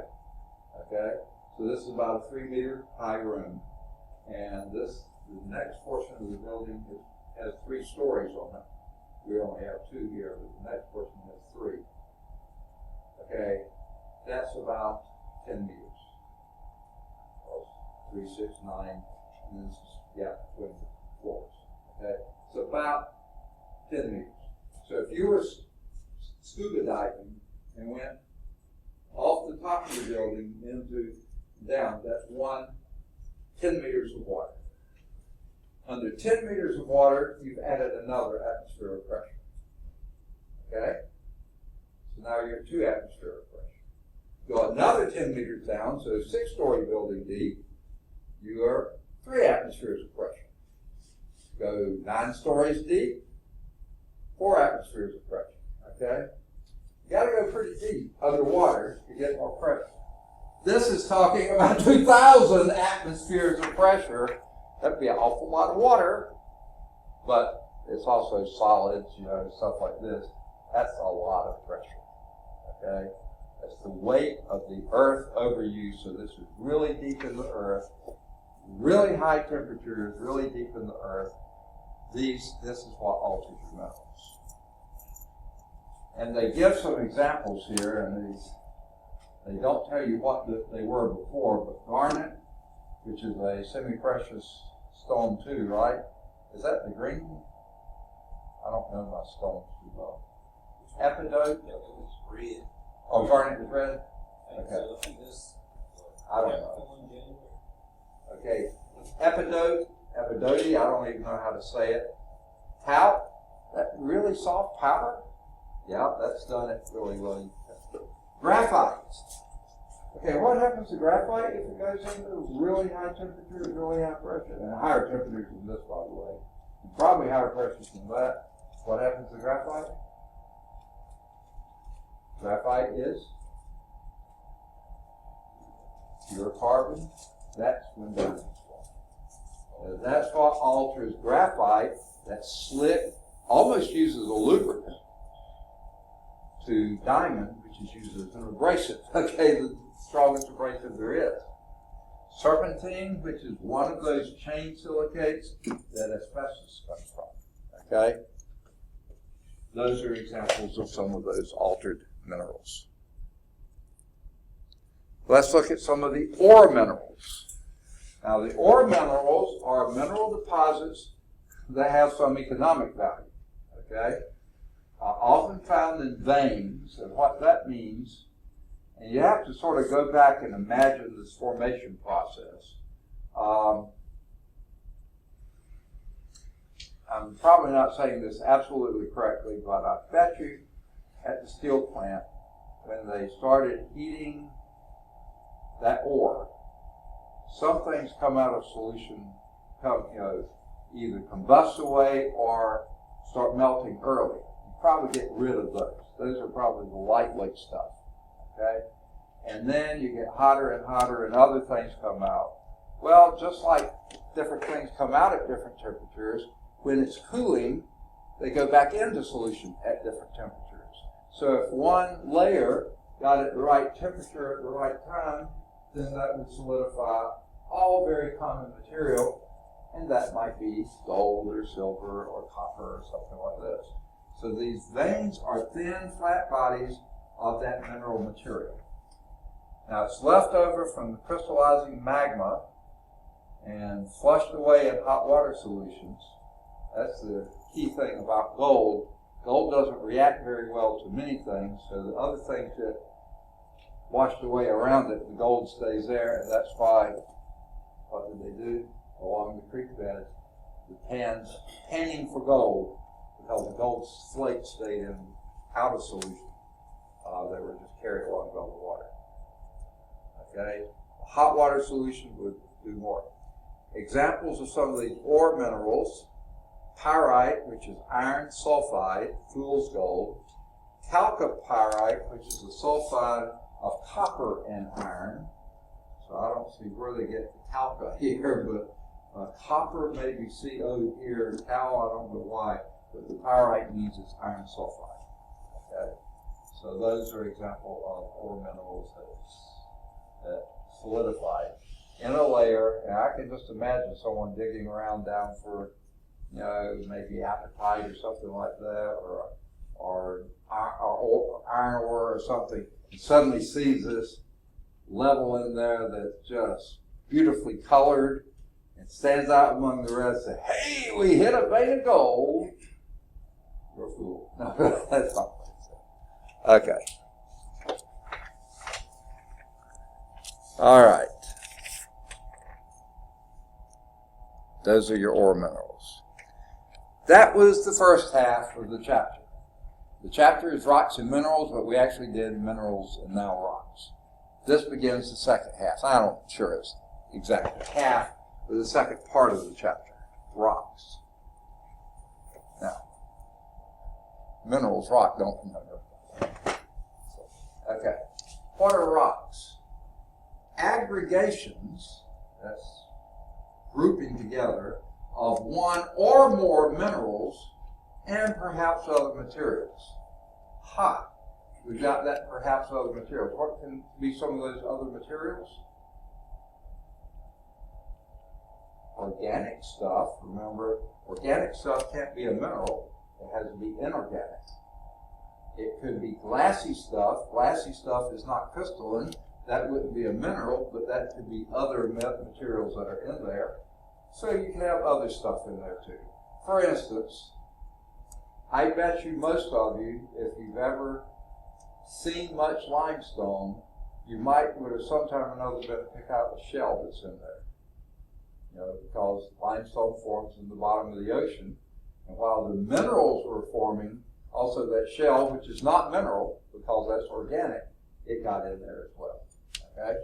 So aggregation of one or more minerals and perhaps other materials that group together.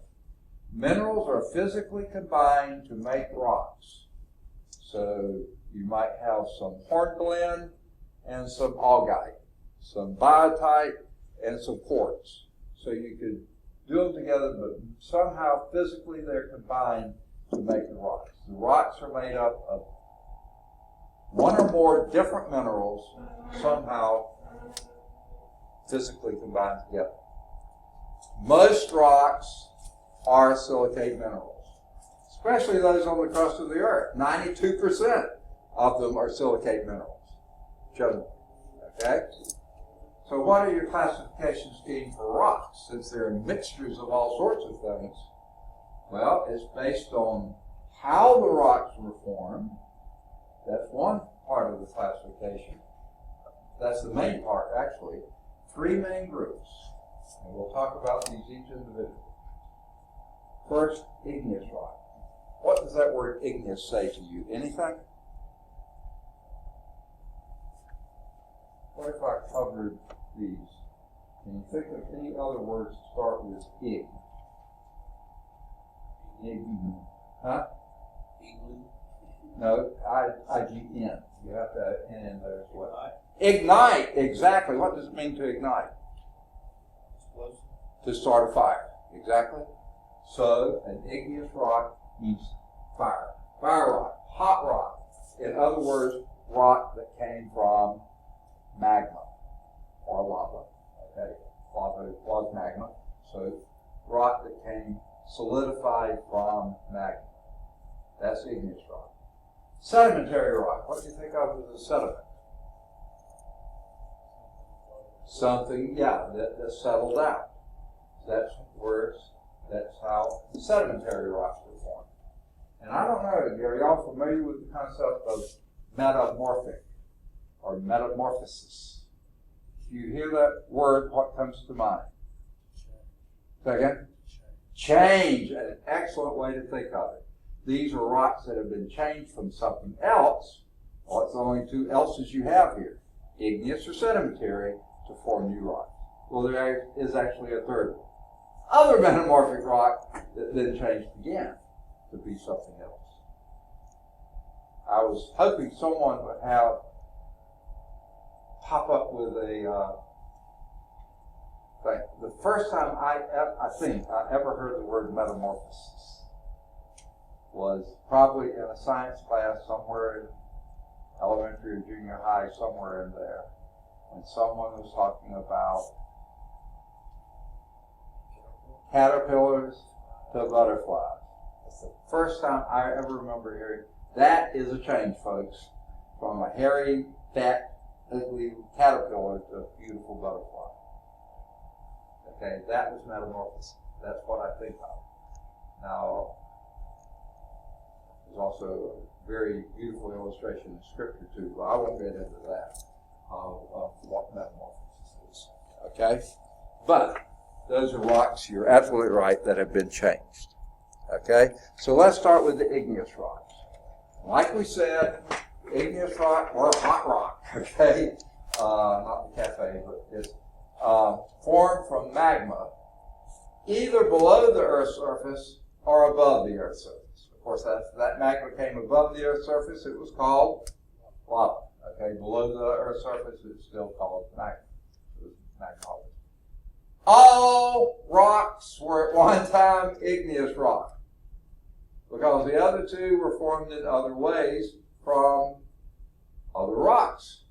So all rock was originally, at least pieces of it, parts of it, were igneous rock. And here is one of the biggest, most important features to remember about rocks, especially igneous rock. The cooling rate determines the texture. Okay? Now, I'm going to use a few other words for texture later. Remember that. And remember, one of the features, one of the deciding things were temperature, pressure, time. The rate at which things are cooling, that determines the texture of the rock. Okay? So, let's start with this fact about being above or below the Earth's surface. You have two types of igneous rock. Intrusive, in meaning below the Earth's surface, extrusive meaning exiting, outside the Earth's surface. The intrusive igneous rock was formed beneath the surface. Now, it depends on how far beneath the surface and what the temperatures were on those surfaces, but generally those rocks cooled slowly. What does the cooling rate determine? The texture. So the slow cooling rate produced large crystals. Slow cooling rate produced large crystals. Okay? We call those coarse-grained rocks. Remember I said texture has several things. Large crystals, coarse-grained. So if you look and feel of that rock, here's a piece of granite, okay? It's a intrusive igneous rock. It has relatively large grain sizes, okay? That's a pretty large grain there. There's a pretty large grain. That one looks like a pretty large grain. That looks like a pretty large grain. But it has a bunch of different rocks in it. Remember, rocks are made up of different minerals.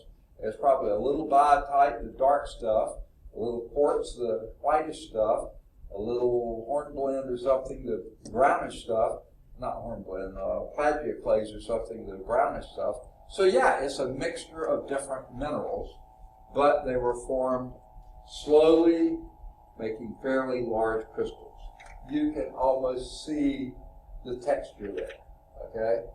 Coarse grain, rough texture rock. Intrusive igneous rock. Extrusive igneous rock were formed from lava on the surface. Now, there's actually two places that could have happened. One was in the air, one was in the water. Both of those occur, okay? And if it was on the surface, generally you have rapid cooling, and therefore rapid cooling produces small crystals. And guess what kind of grain you would have then? Not coarse grain, but fine grain. F-I-N-E, fine grain crystals. Now this is the extreme of this. This is a piece of obsidian, okay, which is often called volcanic glass. Look at that shiny surface on it. It looks glassy. You can't see through it. It's not transparent, but it looks glassy. It's the same chemical composition of this granite right here. Does it look at all like the granite? You can't see a single crystal. Guess why? There's not a single crystal, or not much crystal in here, because obsidian has a different texture, because it does not have the crystals, because it's a volcanic glass. The something fracture, can't read that word.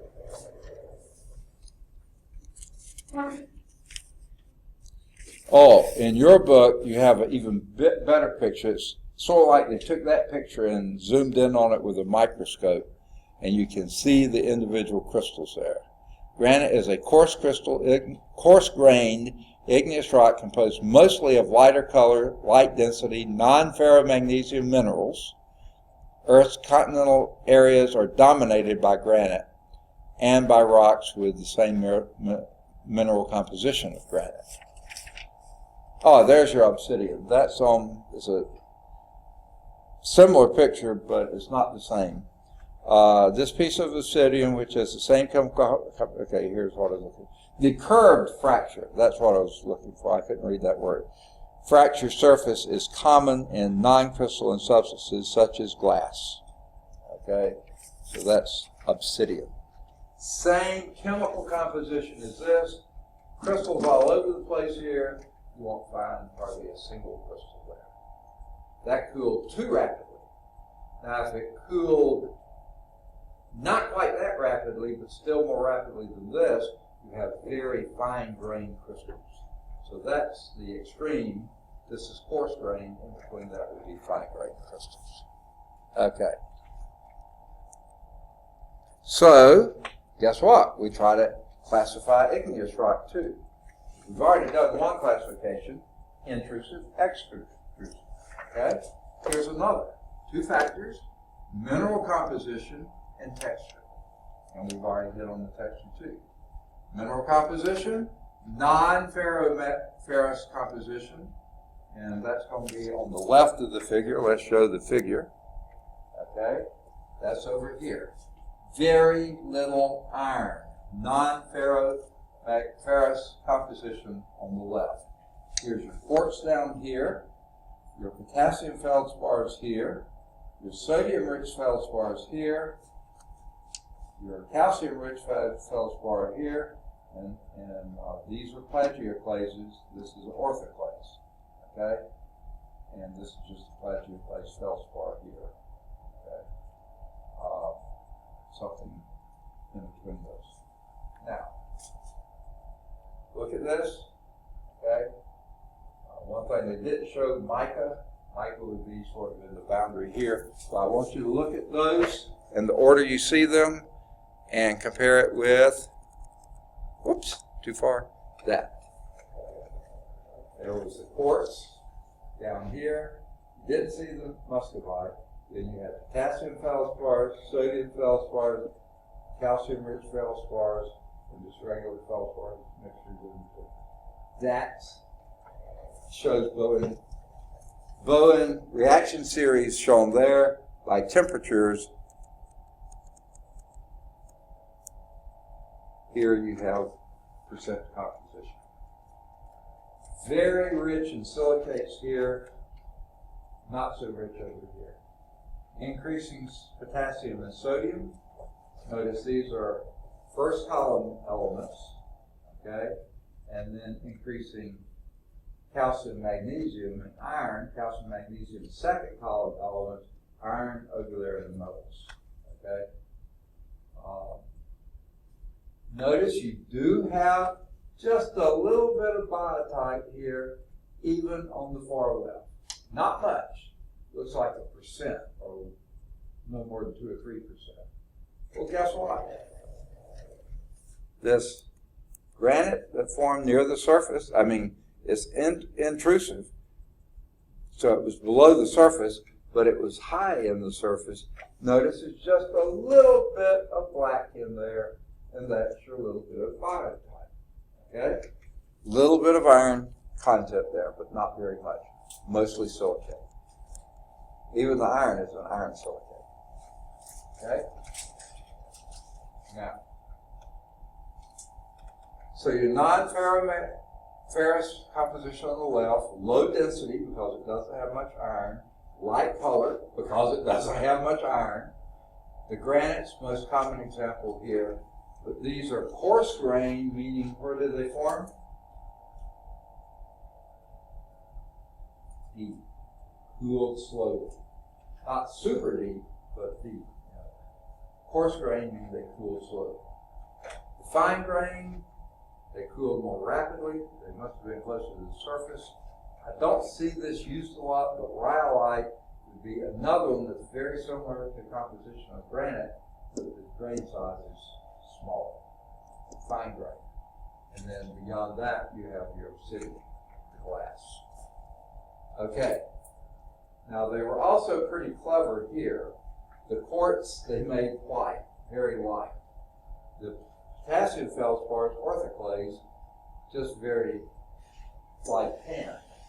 The brownish color was your plagioclases, sodium and calcium, and in between. And your irons were the darker color. Now they make them green here. They couldn't make it black because you couldn't see the other words there, so they made it green. But the biotite is the lighter of these. Amphibole wasn't mentioned before. Pyroxene wasn't mentioned before. But before we had hornblende and augite were mentioned here. Olivine came out of solution at the highest temperatures, so that's pretty deep there. But that was the minerals. We're looking at rocks, which are mixtures of these minerals. Okay? And the ones in here have almost no quartz in them. So they'll have very little whiteness to them. They're mostly brown to black. Okay? And these are diorite and andesite. And again, I haven't heard of these mentioned much either. Okay? Diorite, coarse grain, andesite, fine grain. But then, over here, you have your darker, you still have some with browns in it, the calcium-rich plagioclase, but you have mostly the dark ferromagnesium silicates, pyroxenes, olivines, thick hornblende, and augites are in there too. The coarse, the fine grain are your basalts. We're going to hit basalts over and over again. Okay? And then gabbro is the coarse grain. Now, let's go on and do here. Ferromagnesium composition on the right, greater density, mostly because of the iron, darker color, mostly because of the iron, and the example they use here is basalt, which happens to be a fine-grained, dark material. High ferromagnesium silicate, whereas granite is low ferromagnesium silicate. Okay? In fact, it's considered non-ferromagnesium mostly silicates, but it has a little bit of biotite in it. Hang on to those. We'll see both of those in a later lab. You may see it in this next coming lab too, but just briefly, you'll see it more, and we'll actually do some measurements with it in a later lab. And I think I'll remember to tell you this, but Basically, granite, to be granite, has to be light colored. And this was before I ever started teaching this course, so I didn't know any better. We were having our master bathroom redone in our house. Like I said, we live in a 1930s house. And this bathroom had been put in sometime later, and I think it had been put in fairly cheaply. And no parts of it were. And that means poorly, too.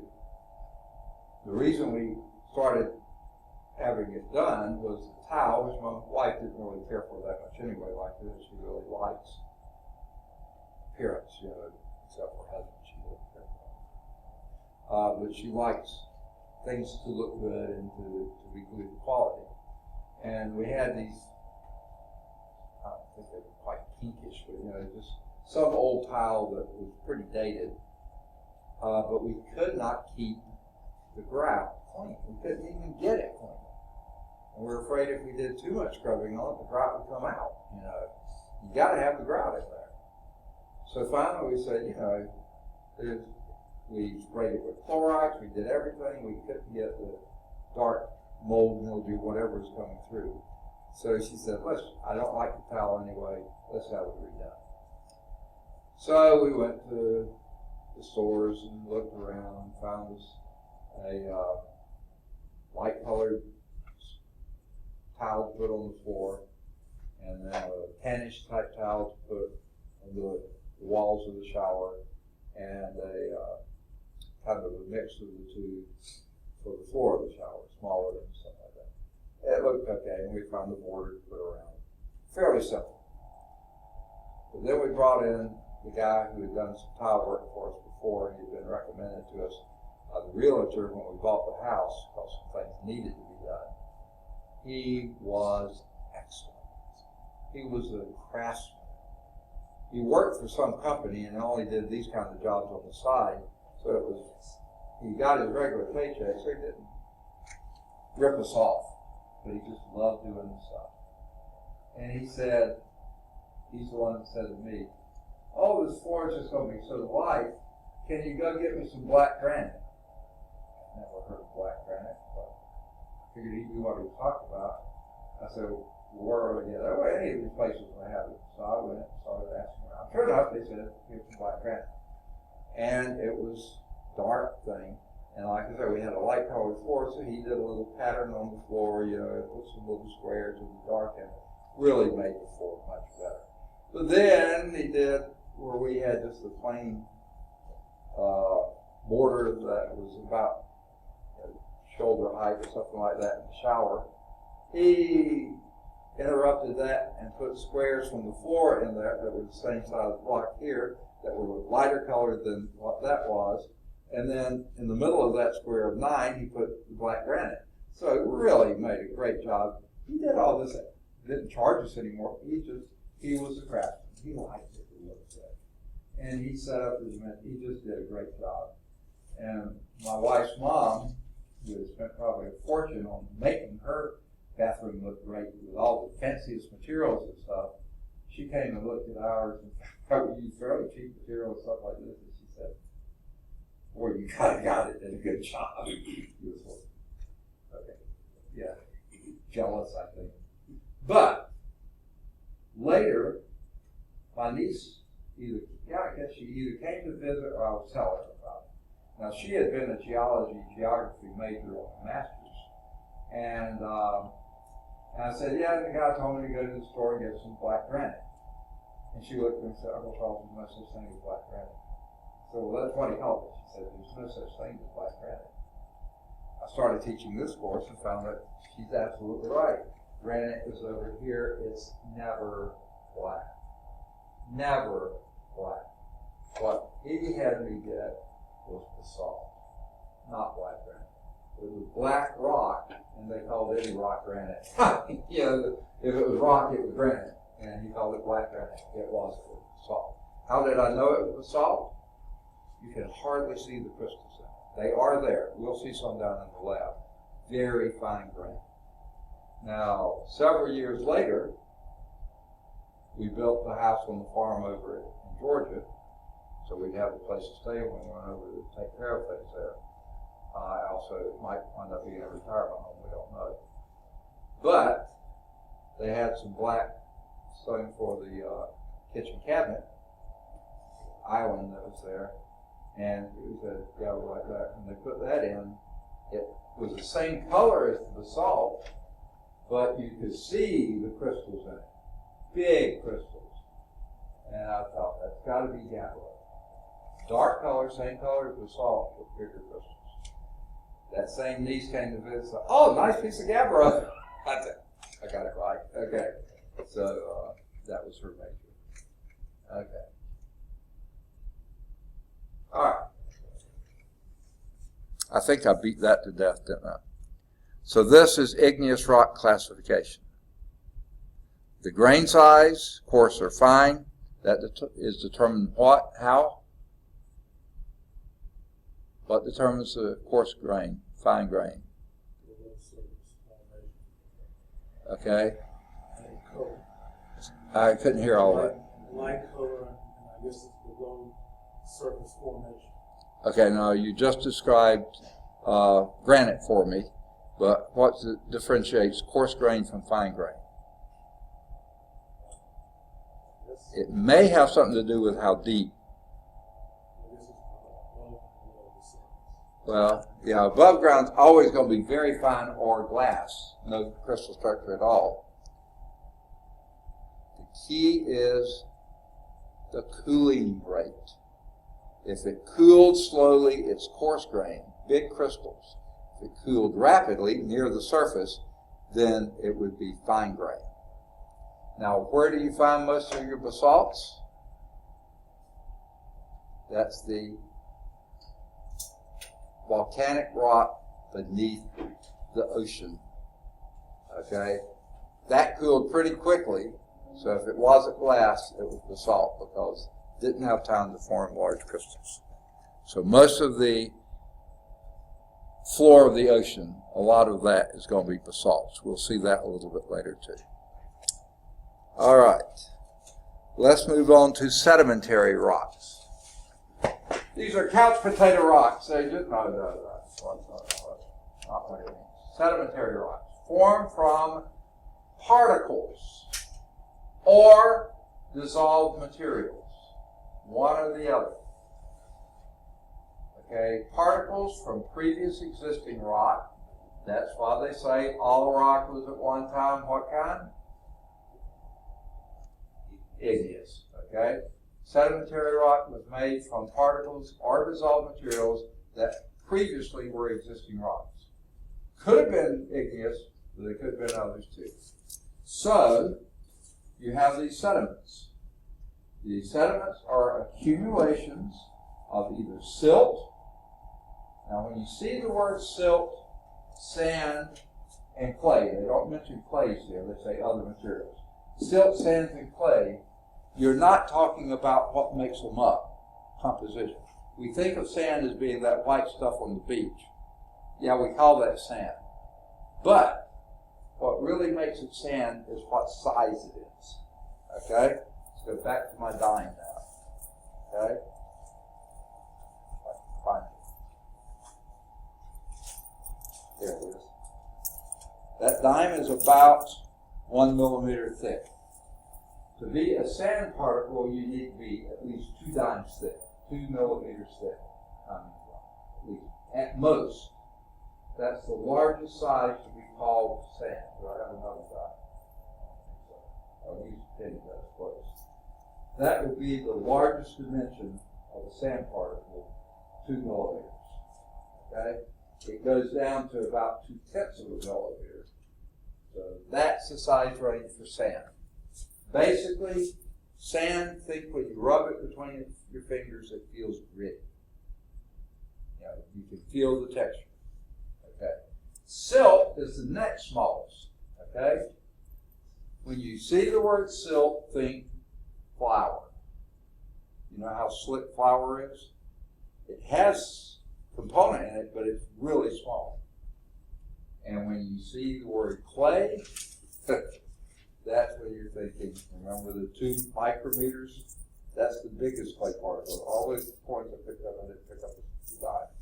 Slice that into 1,000 slices. 2 of those, that's the biggest particle of clay you'll have, that dimension. So that is finer than dust, okay? So flour would be silt, dust would be smaller than dust. In fact, clays are submicroscopic. You can't even see them with a microscope. You have an electron microscope to see individual clay particles, okay? Now, the sediments are things that settle out of water, mostly, okay? Things that settle out of water. If they're clastic sediments, those are accumulation from rocks at various stages of breaking down. In other words, these are actually particles, actual particles. Now, some plastic sediments can be larger than sand, like gravel. We'll see some examples of that. Something bigger than 2 dimes together. Okay? So here's the breakdown. Plastic means they're actually particles. Chemical means they're dissolved materials. So they're all sediments. Plastic are actually the particles. Chemical are actually dissolved materials. So if they're larger than sand size, which is larger than 2 dimes put together, that would be usually, you sometimes call that gravel size. Okay, that could be called conglomerate, or it could be called breccia. It could be breccia, but I think it's breccia or something like that. We'll see pictures of that later. The difference between those. It's whether it's angular or rounded materials. Okay. The sand, the plastic materials that are made out of sand particles, that's 2 dimes or smaller together, that's called sandstone. And I brought some sandstone samples also.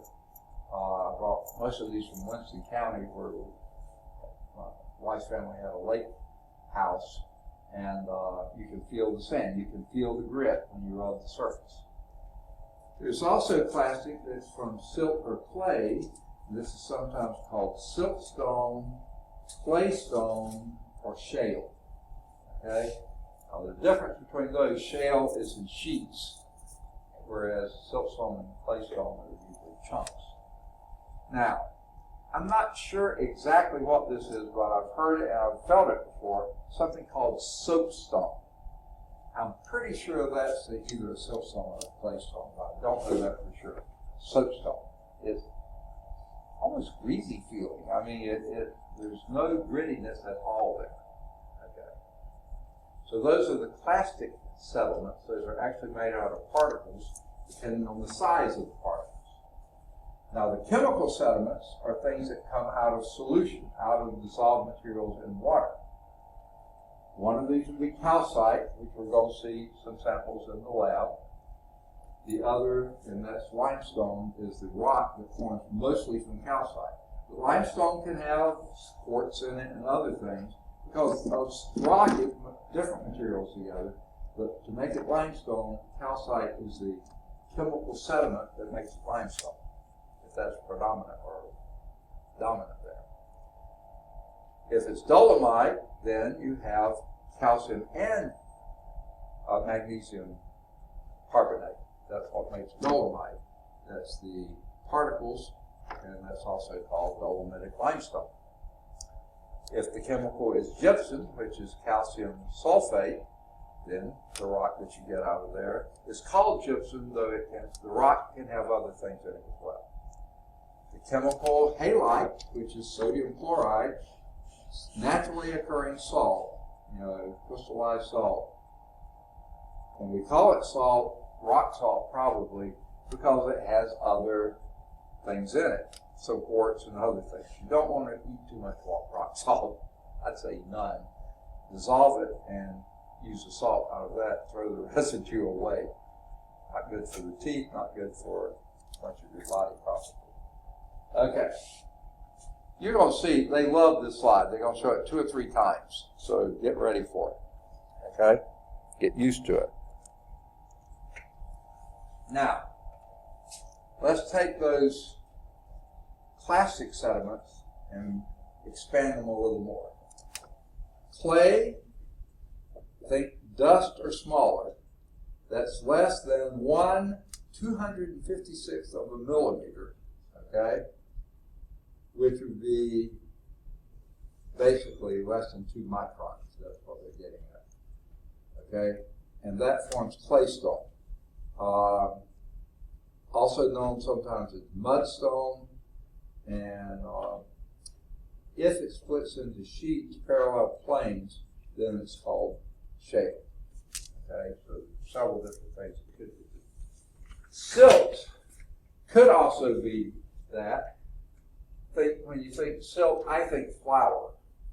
That's dusty too, but it's, it's something you can feel, but there's very little roughness in it. Okay, and that's between these sizes. Siltstone also could be called mudstone and shale. Sand, pretty obvious.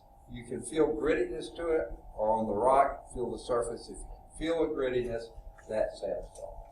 It goes up to 2 millimeters, and from 1/16th of a millimeter, which is pretty thick. Okay? Gravel are things bigger than 2 millimeters, up to about a quarter of a meter thick. So that's a pretty good size. It's about 1.5 feet, approximately. Okay, that's 10 inches. I'm sorry, less than a foot. Okay, but from 800ths of an inch to 2 millimeters, that'd be your maximum sand size up to 10 inches. That's gravel, and it's conglomerate or breccia. Now, conglomerate is rounded fragments. The gravel in there is rounded. Breccia, the angular fragments. So it depends on what the sediment is in there. If it's rounded gravel, then it's conglomerate. If it's sharp gravel, then it's breccia, angle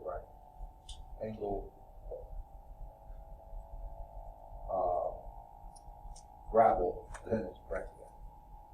Anything larger than 10 inches, they call it boulder. And basically, boulders are rocks, so you don't make rocks out of boulders. They're rocks already. Okay.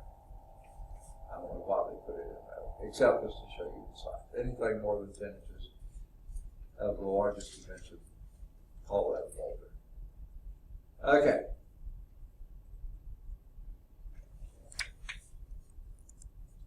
Now, let's look at the chemical sediment side.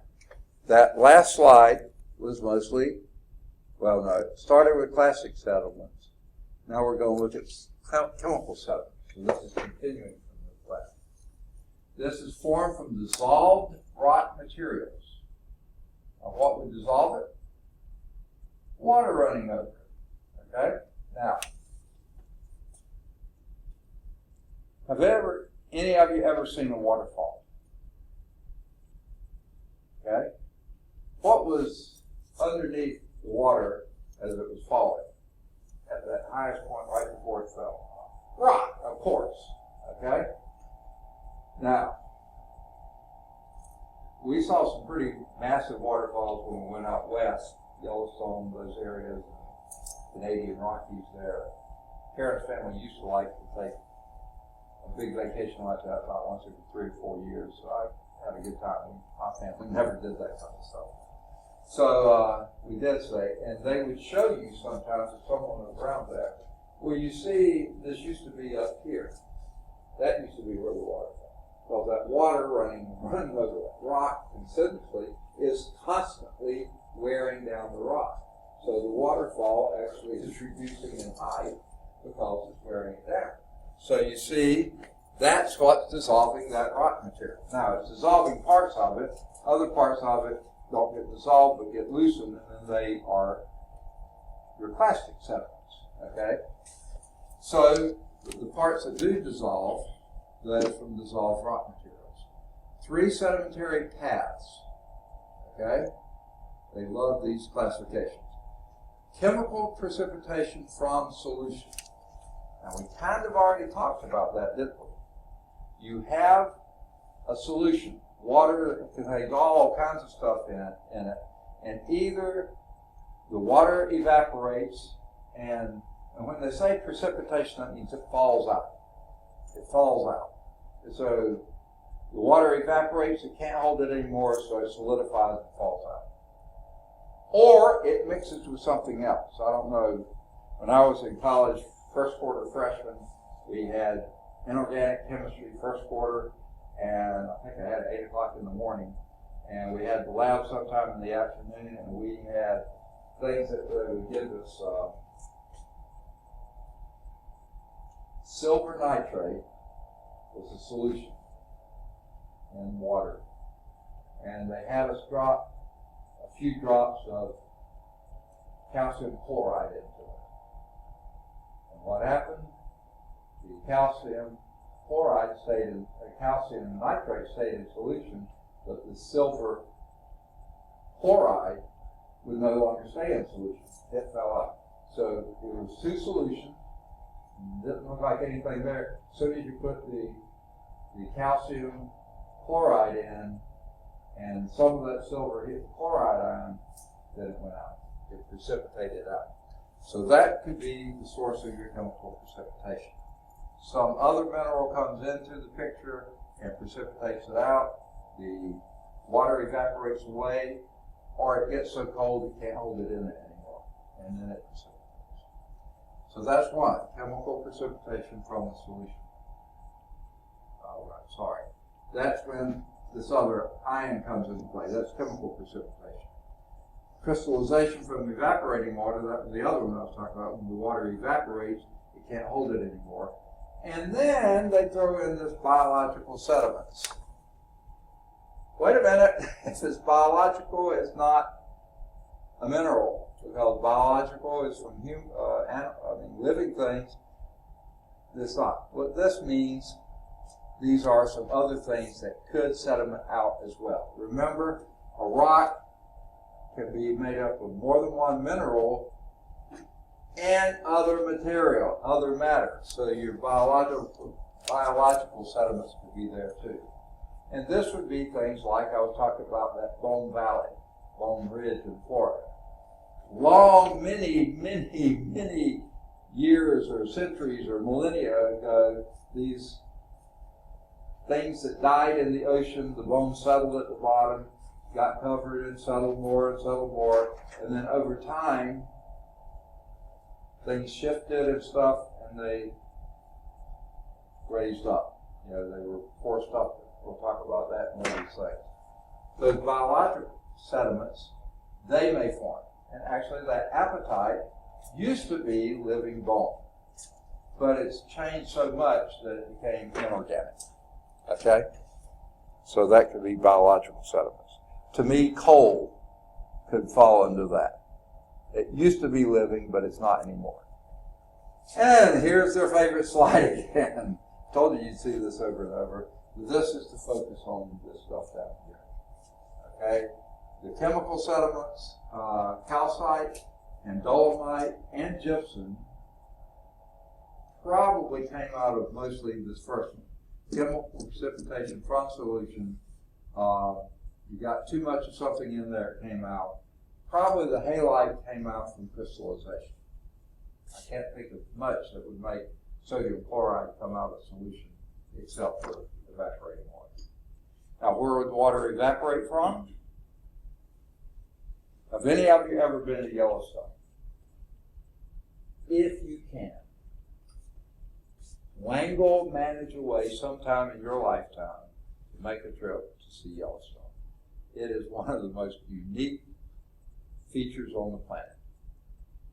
My wife has a meeting in Utah the week between summer and fall term, and she wants me to go out with her so that we can go to see Yellowstone again. It's not real close, but it's closer where we are now. It's just a fascinating place.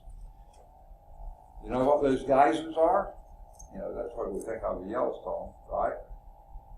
The geysers were when water seeps down, way down, and hits the hot rock, and it gets the boiling it, and then that's hot water, okay? That hot water evaporates, leaving crystallization down there. And that's not just halite, it could be anything. And basically, geysers, they're in mounds because that stuff is, little hot water has come up, brought the things dissolved in it, splattered down, evaporated away, and left the sediments there. Okay? So there's lots of ways you can have evaporating water. Here are some nice pictures of sedimentary rock. This is a piece of limestone. Notice here there's a shell. That's not a mineral, that's organic, okay? But remember, rocks are made up of crystals, of minerals, and other substances. And there's a shell right in the limestone. Sedimentary rock formed underwater, sometimes with the remains of organisms, as in that shell right there. It came out of solution either because from chemical purposes, maybe excess carbonates came in there, or excess calcium came in there, and it came precipitate out of solution, or the concentration got too high and it came out there. Now, that is what kind of sedimentary rock? There's two kinds. Let's start with C's. Plastic, chemical, which is limestone. Chemical. So the plastic are particles, this was in solution, dissolved. Okay? This is a piece of sandstone. And actually, you can always see the roughness in the surface. But you can also see the layers in the surface, meaning it settled out in layers. Now, there was some uplift that happened later. We'll talk about that later, that bent those surfaces. But this was sandstone. Or maybe that actually was oriented like this and this piece just came out. Well, hard to say. But it settled out in layers. Sometimes it was darker layers, sometimes it was lighter layers. But it happened over time, over a long period of time, and formed the sandstone. Okay? The sample with iron oxide boundary, and this is from Tasmania, Australia, the island that's off the coast, southeast corner of Australia. This is a piece of breccia. Notice how the gravel pieces in here are angular, not rounded. So this would be breccia. Okay? Sedimentary rock formed from consolidation of large angular fragments of solid rock, bigger than sand size, gravel size. This sample came from Colorado. Okay? Now, these two are what kind of sedimentary rock? Two kinds. These are plastic. Sand particles, gravel particles. This is chemical because there was no particle there. Yeah, the shell, but that's not really. That came out of solution. Okay. The limestone comes out of solution. Okay, and guess what? There's our little slide again. Okay, they love that slide. Okay. Now, this isn't the best place to stop, but this is where we're going to have to stop. And by the way, there's several blurbs I haven't talked about. Cost of mining mineral resources. That's the top half of page 446. There's an example or two. I don't know if you find it all that helpful to do.